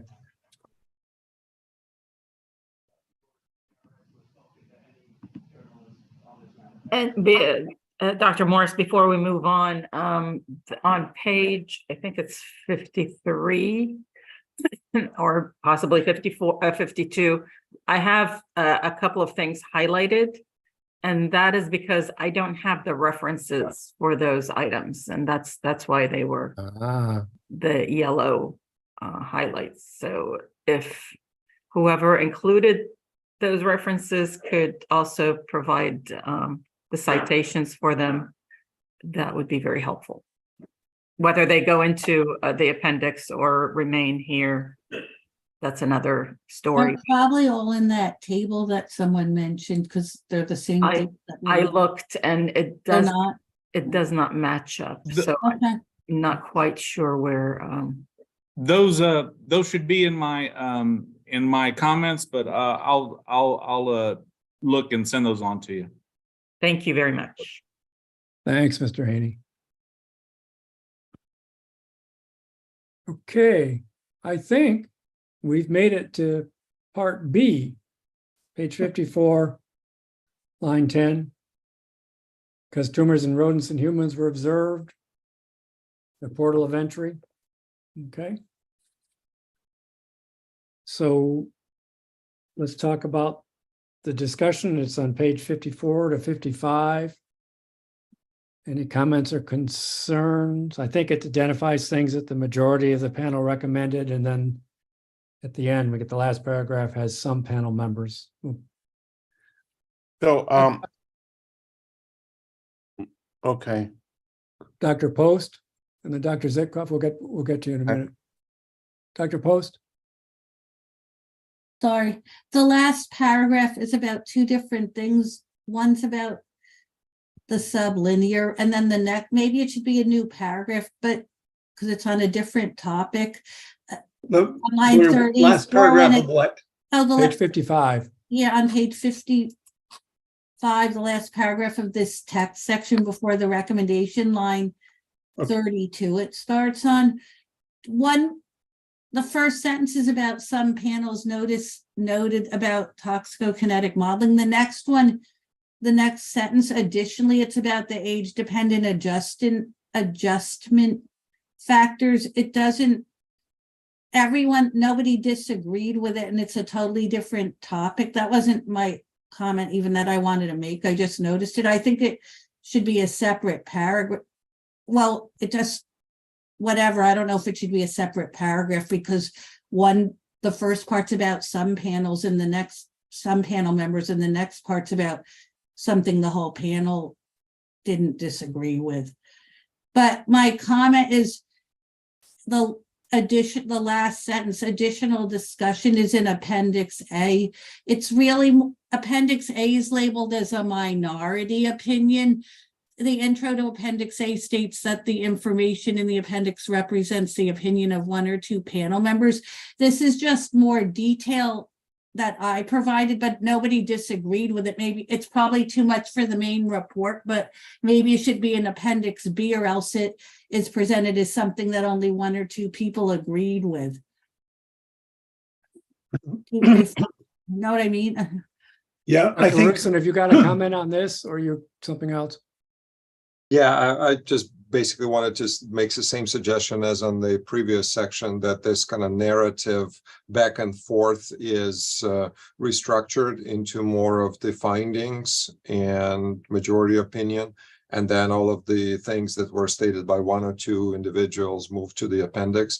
And as Mr. Brannan said, keeping the subtitles of which question and sub-question these things pertain to, and I think that should take care of it. But that wasn't my comment at all. My comment, that isn't what I was commenting on. I was saying the part about the age-dependent adjustment factors, nobody disagreed with the information, but the way it's the last sentence says that the additional information, which is really detailed, is in Appendix A, which is labeled as minority opinion. And that implies that everyone else disagreed with it, and maybe it could be moved to Appendix B, like or some additional information part, because otherwise it's labeled into an appendix that says only 1 or 2 people agreed with it. 2 points. One is Appendix A has more details that we didn't think were needed to be put in the summary. So but the title, the intro I copied, it says that it represents the opinion. Then the intro has to say it's either more detailed, it's both more detailed information and opinions of 1 or 2 panel members. Because I think right now, the way it's written, it just says it's the opinion of 1 or 2 panel members. Maybe the labeling can be changed. I might point out there's an Appendix A, which was more details, which includes general things that I think people supported, plus individual comments from individuals. Okay. There's also another appendix after that, or it's called something. B. Which panel members had suggestions for the EPA that were not directly related. Well, they're related to charge questions, but they're more general, like very specific things on genotoxicity. Okay. So this could conceivably go into that section if you want. That's what I was saying, because if you look on, I don't know if you want to scroll down to page 65, page 65. Okay. This is what I'm referring to. Or you just said Appendix A was both things only a few people supported and additional information, but that's not what it says Appendix A is. Yeah. So if you look at the bottom of page 59, this is probably where I would put your information on the TCE materials. Wait, I have to go back. Page 59, it says supplemental recommendations to improve the IRIS document. Right, that was my comment. I said that material should be moved to Appendix B, not Appendix A. Okay, but your material. Well, the materials about the TCE I'm talking about. Okay, so that should go in Appendix B. That's fine. It's on what page were we on? That's all I was saying. It's because the way it's written, it looks we were on page 55 on line 37. Where it says Appendix A, I was suggesting it be changed to Appendix B. Right. Done. That's all. Right, David, right? That's what to do. Yeah. Now, should I leave that paragraph in here? And that's probably what I do, is leave the paragraph in here, but change it to moving things to Appendix B. Yeah, but should the first sentence is about a different topic, which may belong in the appendix. It's on a totally, the one on line 32 is on a totally different topic. So the first sentence can get moved, because although it's kind of a common sense thing, if it doesn't work through mutagenic mode of action, then you wouldn't use the application of additional age-dependent adjustment factor, but it doesn't matter. Okay. I see. It's about, it's about age-dependent adjustment. Okay. I don't see a problem with keeping it. It says some. I guess it's okay. Yeah. I mean, it's maybe that could be moved to the end of the sentence so it's not the focus. Well, I think we're wordsmithing now. I would just do a separate paragraph, say additionally the panel observed age-dependent, put that as a separate paragraph. Right. That's what I was suggesting, because it's something everyone agreed with, and it's mixed in with something that only some people agreed with. I'm totally agreeing. Okay. Okay. And we'll go back to the top. The top of which? question B. The Okay. first paragraph right below. Yeah. Okay, so I suggest to shorten this paragraph. So while majority of the panel did recommend that EPA consider toxicokinetic factors which can change the shape of those response, but specific details, my recommendation is to delete. We had this discussion when we were preparing the summary report, and two of us asked person who wrote this recommendation to provide specific references so the EPA can recommend, and no specific reference were available. So I think, as a scientific committee, we should rely on facts or mathematical, equations. If we're saying this is a significant factor, but we cannot provide any reference or, calculations, we shouldn't be recommending this, like diffusion through extracellular space. Is that a significant factor? Could be if it's very slow and uptake very rapid, but if it's very fast and uptake actually slow within minutes and diffusion within seconds, so it has no role. So, and I don't know whether we need to get into this very specifics, what potential can be involved. So my recommendation, several factors could potentially be involved, and those three which are listed, to simply delete them. I would respectfully disagree. We're giving him specific directions on the things that we think are going to be nonlinear. There aren't references because this is textbook stuff. Competitive inhibition is textbook stuff. Well, right? That's the thing. There is nobody showed the competitive inhibition, first of all, why sulfate exists. Second, if we're talking about drinking water exposure, it's chromium exposure associated with high consumption of sulfate and phosphate, so that would compete. Well, there's a lot of sulfate and phosphate in the body. No, in the body it doesn't matter because absorption occurs from the lumen. Is there a lot of sulfate and phosphate in the lumen? Because I think the issue here is that we're saying these are factors that should be considered, and that EPA may consider them and decide they're not important, but we're saying these are things you need to think about. Well, we should only suggest something which you can reference saying, look, this has been shown. We say several factors could potentially be involved. It doesn't say they are, it's potentially involved. And obviously, if chromium-6 is being taken up by the sulfate and phosphate transporter, there's going to be competition.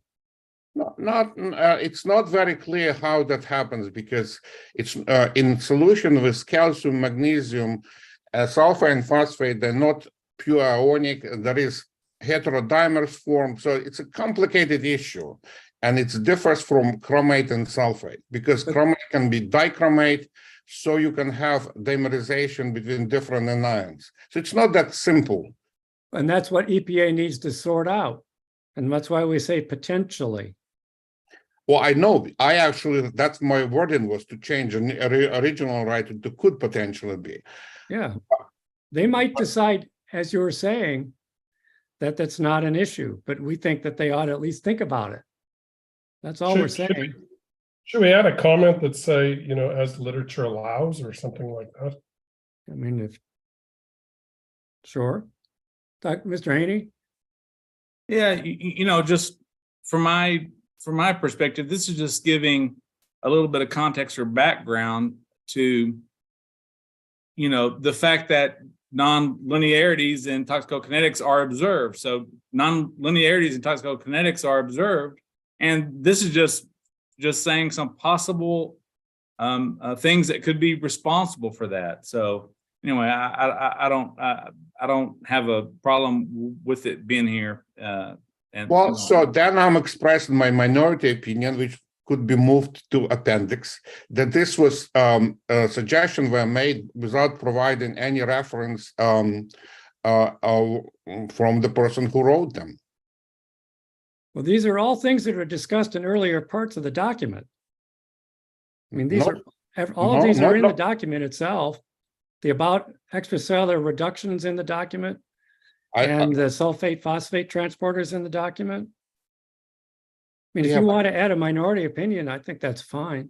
Yeah, I'll add a minority opinion. I think it was totally, I think if we're making a statement, something is important, need to be a reference. Okay. I mean, it says potentially involved. Doesn't say it's critical, it says it's potentially involved. Perhaps it could be referenced back to the parts of the draft assessment that mention these things.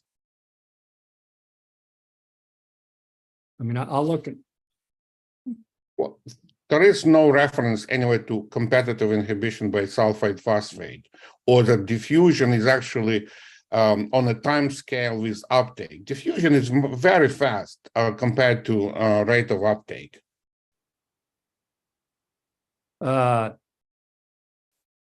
no, that's not what the document says. The document says that diffusion across the membrane is slow, and that the uptake via the transporters is much more rapid. That's what the EPA document says. No, it says diffusion within the extracellular space. I'm talking about bullet here. Across the mucus layer, as we, I think we're getting into the weeds since you're going to put in a minority opinion. Yeah. We raise the issue at that very low concentrations, there's a very low concentration gradient, and that therefore diffusion will be slower.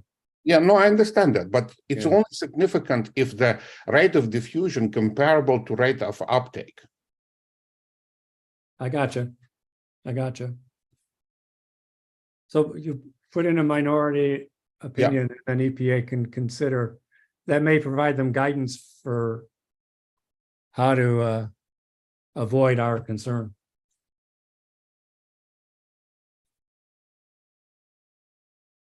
Okay. Where are we? Was 6B? I think we're done with B. Are there any more comments on B?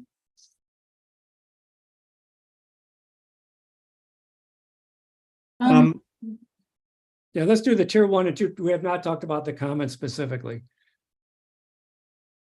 You So want, there's a tier, go ahead. this is Dave Eastman. There's some discussion here about, so for example, Mr. Haney, there's reported non-linearities in the accumulation of dose. And that's part of the justification for looking further into these potential toxicokinetic factors. Even though it's just some members of the panel, I would probably leave it here at this point, because it's giving the justification for doing follow-up work.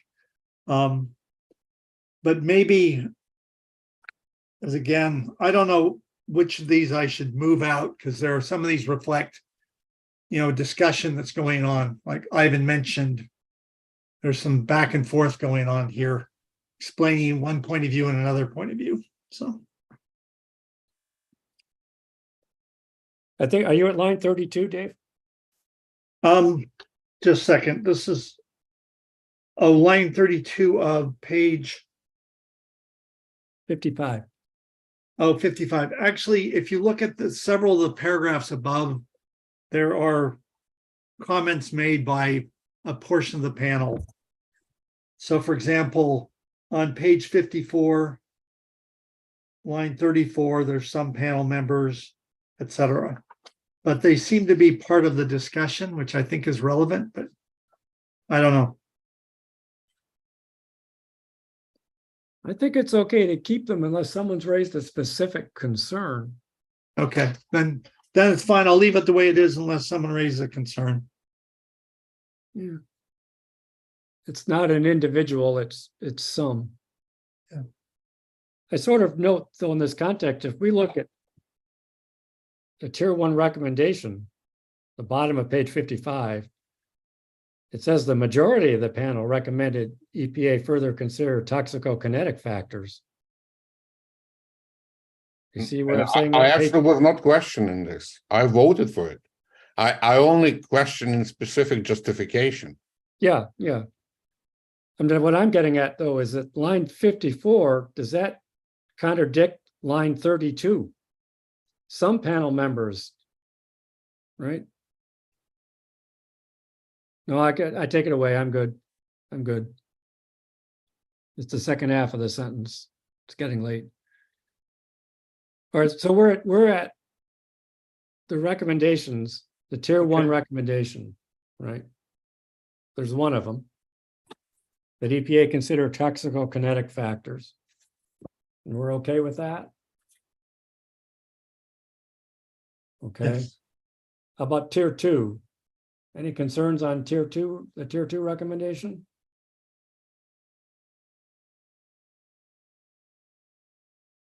Okay, hearing none. That gets us to C. EPA concluded cancer via the oral route likely to be carcinogenic to human. Page 56, sort of in the middle. Any concerns?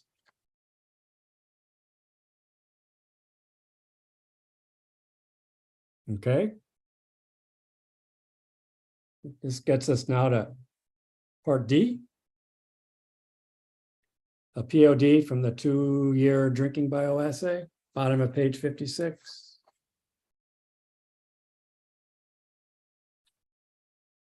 And that goes on to page 57.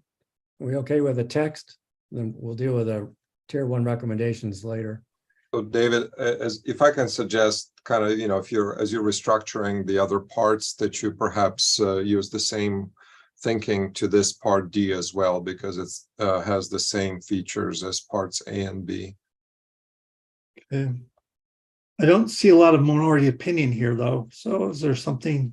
Just to the Two of last the panel paragraph. members maintained, so lines 14 through 24 on page 57. Okay, I haven't got to that page. Sorry.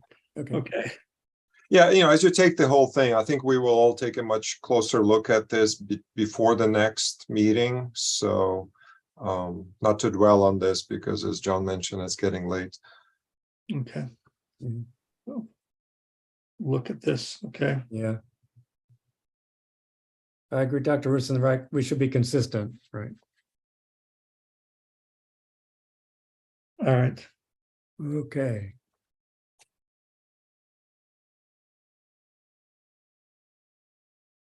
That gets us to the recommendations. We're on the bottom of page 57. Any thoughts or concerns on these tier 1 recommendations? It's the same thing that the, wait, 5th bullet is from one panel member, so I guess that has to be edited. Yeah. I also wanted to mention the first one. We already discussed this in terms of the agency really has a policy decision to make rather than trying to explain the particular species selection. So I'm not sure that the bullet 1 should be there at all. If I'm not mistaken, this is one where they didn't clarify whether they're using male, female, or combined. So I think that's what the issue here is, to specify which one they used and why. But the bullet says as most representative of the overall dose response in humans. That's what I'm objecting to. If you're asking them to clarify male or female, that's an editorial that should be clarified. But the last part of that sentence is most representative. We already discussed that. Okay. I can't remember who made this specific comment. I'm guessing it's either Mr. Haney or Dr. Post. Which comment? It's the bullet, tier 1 bullet, first bullet on page 57. That I only made a comment saying that it wasn't clear that they were using males and females separately and not combining them, but that was an editorial comment. I didn't make this comment. Okay. That's comment number, bullet number 3 is the one discussing the. Oh, Okay. yeah, that's really an editorial comment. Yeah. Bullet number 3.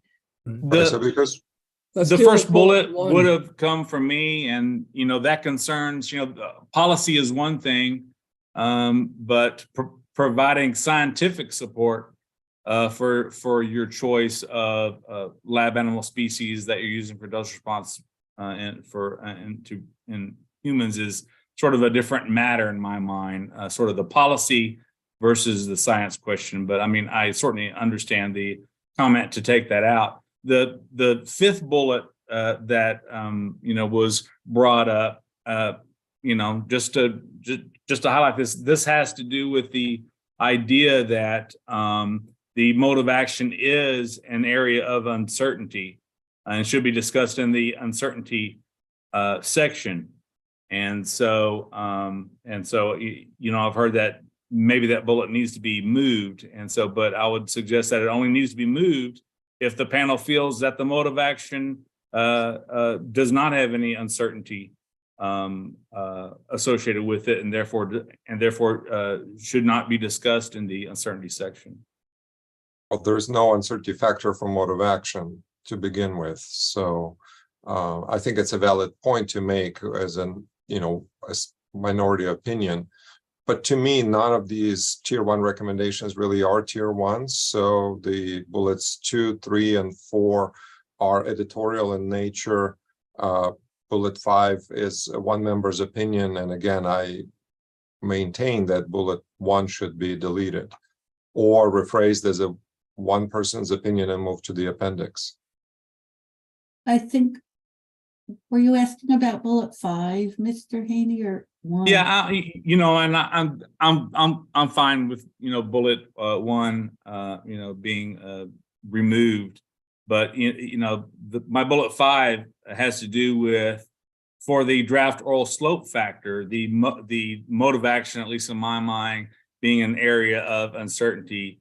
And so I was asking that it be at least mentioned in the discussion of uncertainty for the oral slope factor.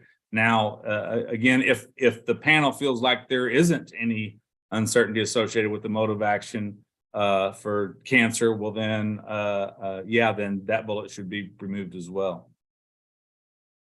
Well, I think it's, I respect that opinion that mode of action is an unsettled topic for, I think, every chemical I can think about.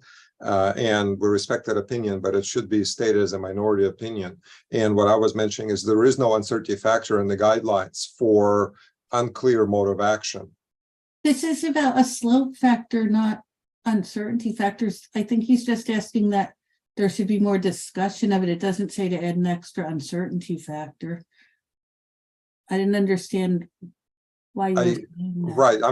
I'm saying that we all appreciate as mechanistic toxicologists that there is not a single chemical, I think, for which there is a settled mode of action or mechanism. So it's a valid point, but I'm not sure that suggesting that this be included in the uncertainty section of the main draft IRIS assessment is actually something I agree with.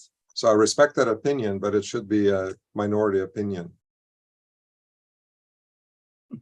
Yeah, I mean, it's labeled as a panel member, so it certainly appears to be a minority opinion. So if I can jump back, let me go through this. So I think there's pretty much agreement to delete bullet point number 1. It Correct. seems like bullet point number 2 is just a clarification, but that's fine to leave it. Bullet point 3 is again just a clarification. You could do this, we could move this into this tier things that are required. The same thing with bullet point 4, and the bullet point 5 could be moved to the appendix. Is that what we're thinking? Yes. So that bullet point 2, let's say that you have 2, 3, and 4, we're going to go to the editorial appendix. Okay. Which Dave, I'll take care of that. Thank you. I'm putting together that appendix, so I'll do that. Bullet 1 is removed, and the bullet 5 is going to go into the minority. The appendix A. The appendix A.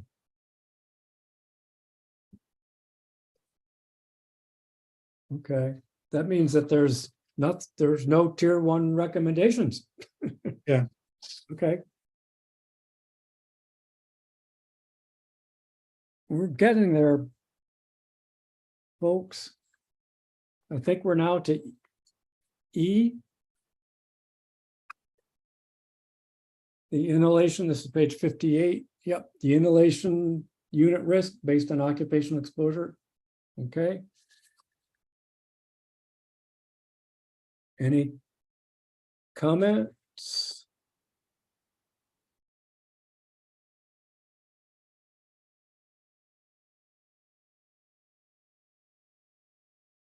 Not hearing comments. What about the recommendation that they include the more recent study because of concerns about smoking is a confounding factor? Can I jump in? Yes. So page 59, there are, these were some supplemental information that was provided later on the two paragraphs from page 4, lines 14 to 26. Now, these are related to sort of the discussion here is how much smoking influenced the outcome.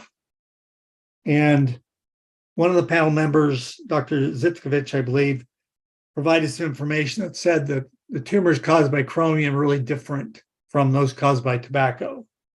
So they fit in here from a sort of discussion flow point of view. Is it okay to leave it there since it was simply provided by one panel member, or should these be moved as well? I think it ought to be kept there because it's providing just guidance on things that they should consider, right? I'm okay to leave it there. It's not a conclusion. It's And I just, think through this discussion, we all agreeing that that's actually a valid point. yeah. Okay. All right, then we'll leave them in. Good. Okay. Mr. Haney, your hand's up? Yeah, I want to just I have a comment about line 24 here. I'm assuming this comment may concern me and my comments, and so if so, unless someone speaks up and says no, this was based on my comments. It says one panel member raised questions about use of the Cox proportional hazards model, and not to try to split hairs or anything. So, if this is based on my comments did not express concern about use of the Cox model, but rather that the IRS ethylene oxide assessment was being cited by EPA to support use of the model, but that model was actually rejected by EPA and the ethylene oxide assessment. So I didn't think that they should be citing that assessment in an attempt to support use of the Cox model. So anyway, I'm not sure that that part of line 24 really captured what my comment was.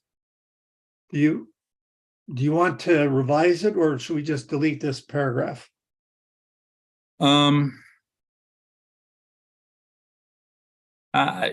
Just for simplicity's sake, I'm okay with just deleting those lines 24 to 26. So. Okay. So we'll delete that paragraph starting lines 23 through 26. Yeah. Okay. And it'll still remain in the appendix, so it'll be there. The discussion will be in the appendix. So Yeah. that's true. Okay.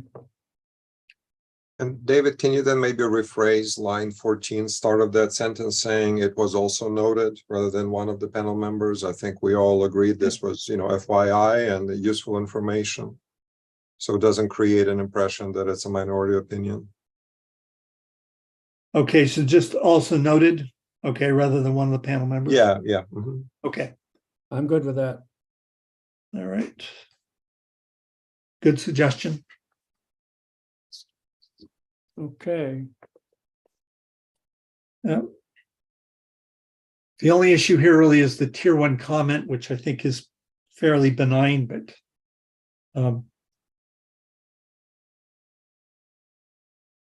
Yeah, Yeah. I will be fine with this recommendation being tier 2 because it doesn't really change what EPA does.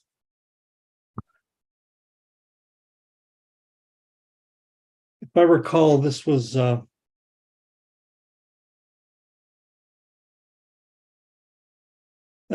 yeah, I mean, it could be a tier 2. Dr. Weingarten is there. Are you okay with this as a tier 2 comment? Yeah, that'd be fine. Okay. Okay.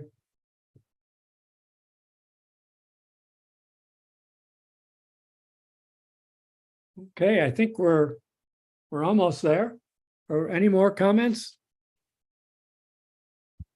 on this section, the inhalation risk assessment? All right. So we're plowed through and we've gotten through charge questions 4 through 6. The last thing I want to give people an opportunity to comment on was the cover letter to the administrator. It's actually page 1, all the way at the beginning. A lot of the cover letter is boilerplate until we get to actually the bottom of page 1. And the page 1 through page 2, if you can scroll up, whoever's got control of the screen. I just tried to summarize the key tier 1 recommendations from the document. And I would welcome any comments or concerns that people might have. But our recommendation changed. So with respect to what for that?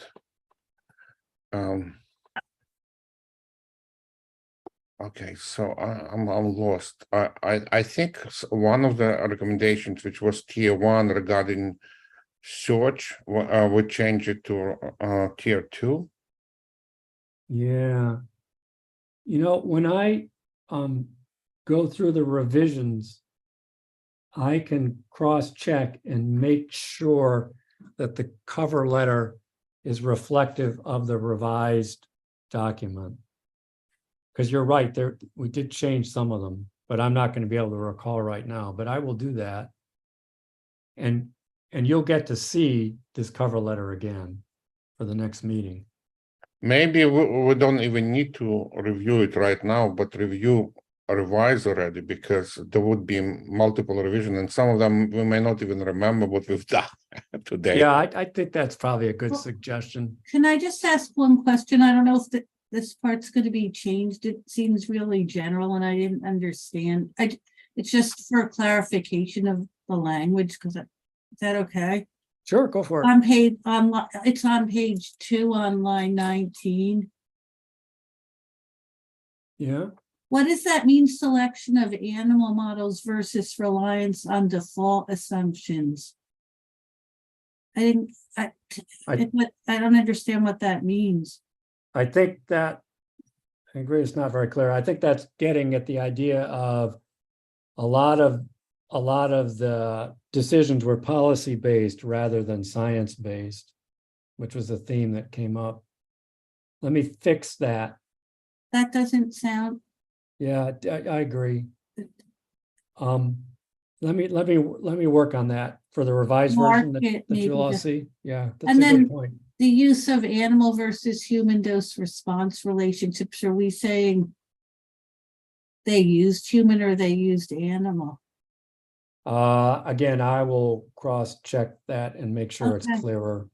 And then also, well, maybe I'll fix this in the end, or like edit it in the end, but on line 40 and 41, would you just say an appendix and another appendix? When it's all done, it should probably, I would think it would say like appendix A and appendix B, so people know which one is being referred. Which is which?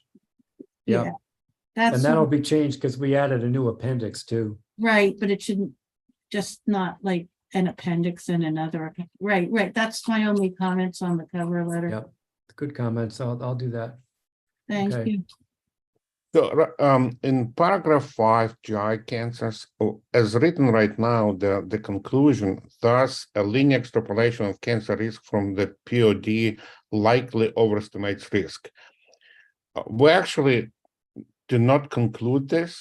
We recommended to look at toxicokinetics, that maybe absorption is lower and therefore risk adjustment should be done on differently at low dose.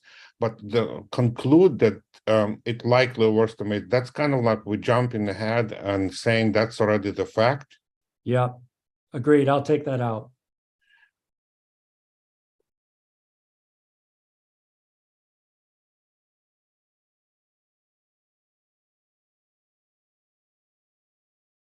So I don't want to cause pain, but about the paragraph 4 and those specific issues we've been arguing about, irrespective of what we think, maybe it's too details anyway to list. I mean, a majority agreed it could be nonlinear, but doesn't have to be that granular listing specific factors, and then somebody will be arguing they're not.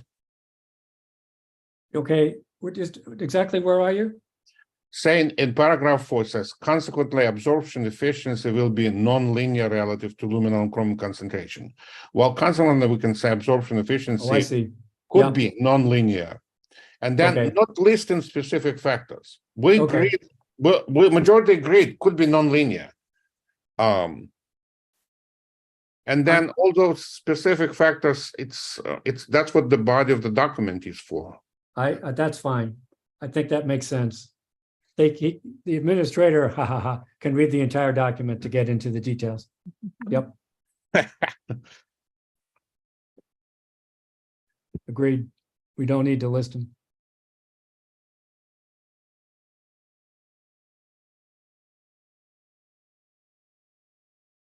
Any other thoughts?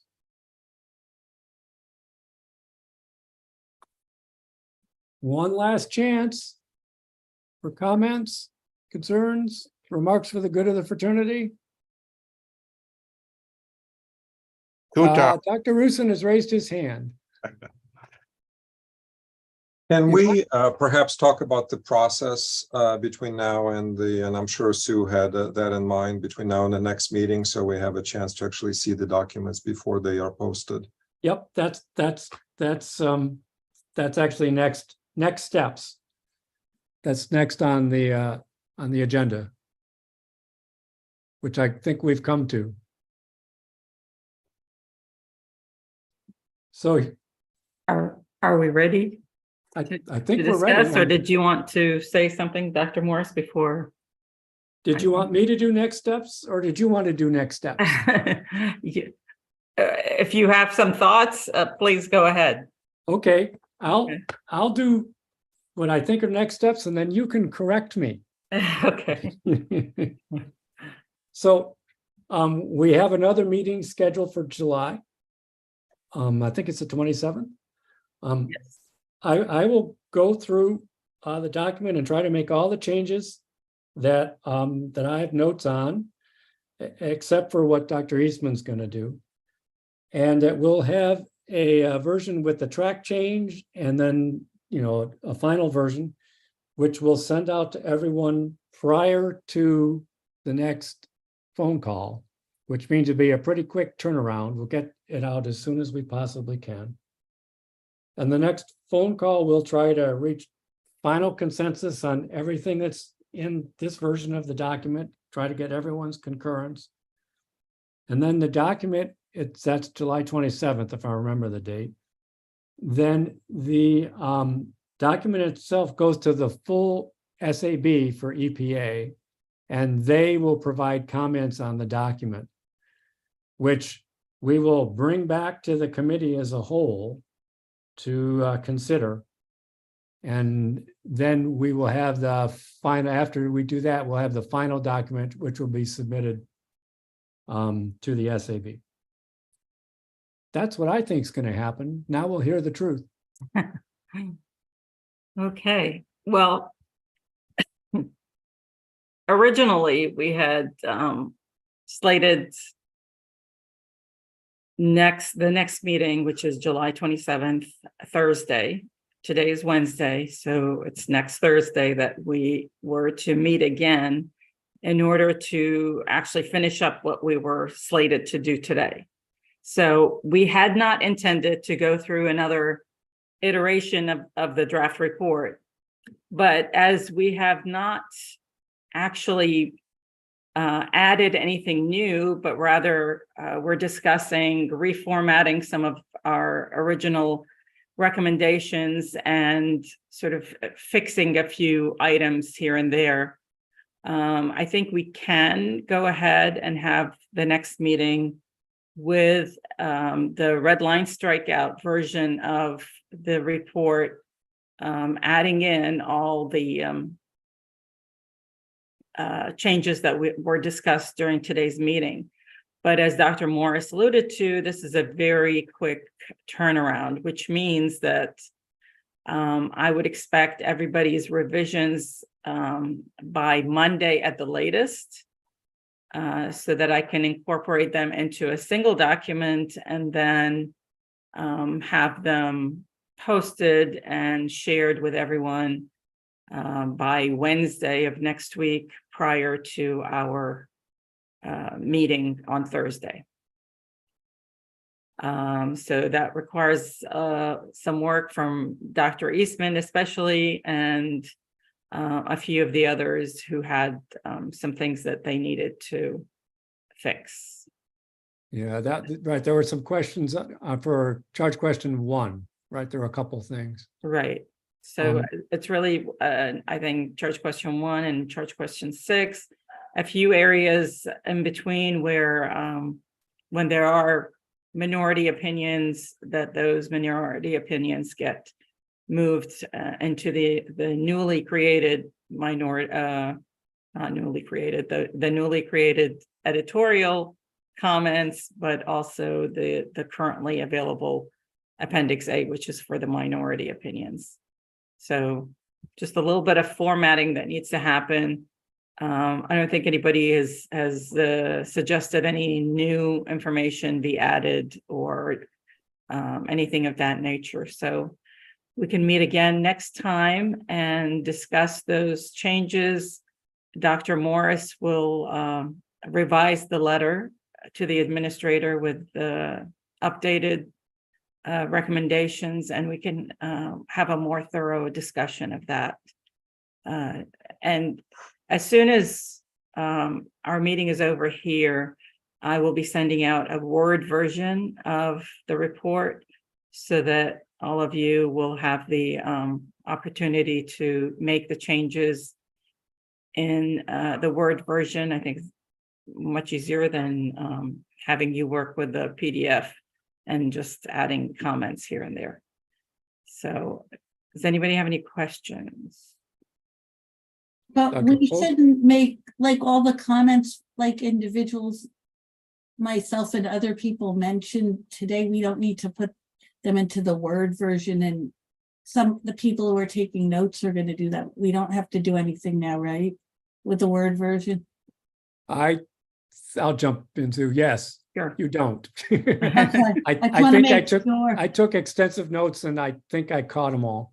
And then we can check yes later and discuss it at the next meeting, probably if something. Yes. Yeah. Okay. Yes. Okay. Okay. Thank you.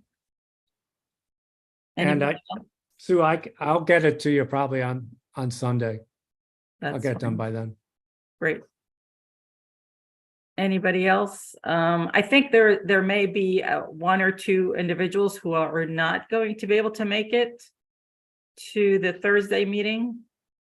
And if that is the case, you can send in any comments that you might have on the new draft to me, and I can, insert those comments during the meeting or sometime thereafter. Sue, I think I should be able to get my comments, things rearranged in my section before John So I will send it to you and CC him. So he can work off of the same draft potentially. I'm not gonna necessarily hold you guys to that because I think we need to work simultaneously to make yeah. sure that everybody gets there. I don't want to put a lot of pressure on you, David, to get it done so that the next person can have it. But while I could use SharePoint to just have a single document, it's hard to get everybody into the agency SharePoint because there are firewalls and you have to get permissions, and it may take longer than, you know, it may not be worth us waiting around to be able to work off a single document. So I can just incorporate everybody's information into the final document once I get it by Monday. Okay. Okay. Any questions? Dr. Morris, do you have anything else you want to add? Just to thank everyone for all their efforts. We we managed to do this Yeah. in 5 hours. I'm impressed. Yes, and we actually have till 5 o'clock, but since we have a lot of revisions that we need to go through before we actually have a meaningful discussion about the rest of the report, then I think it's good to have this meeting happen on Thursday with a new red line strikeout version of the report. Mm-hmm. And like I said, nothing has changed in terms of the actual recommendations. I think it's just a matter of putting them in the right place in the report, moving them around and formatting. All right. So with that, I don't see anybody else's hand up. I think we can adjourn today's meeting. Thank you very much. Thanks. Bye. Thanks, Thanks, everybody. Sue. Thank you. Thanks. Bye-bye.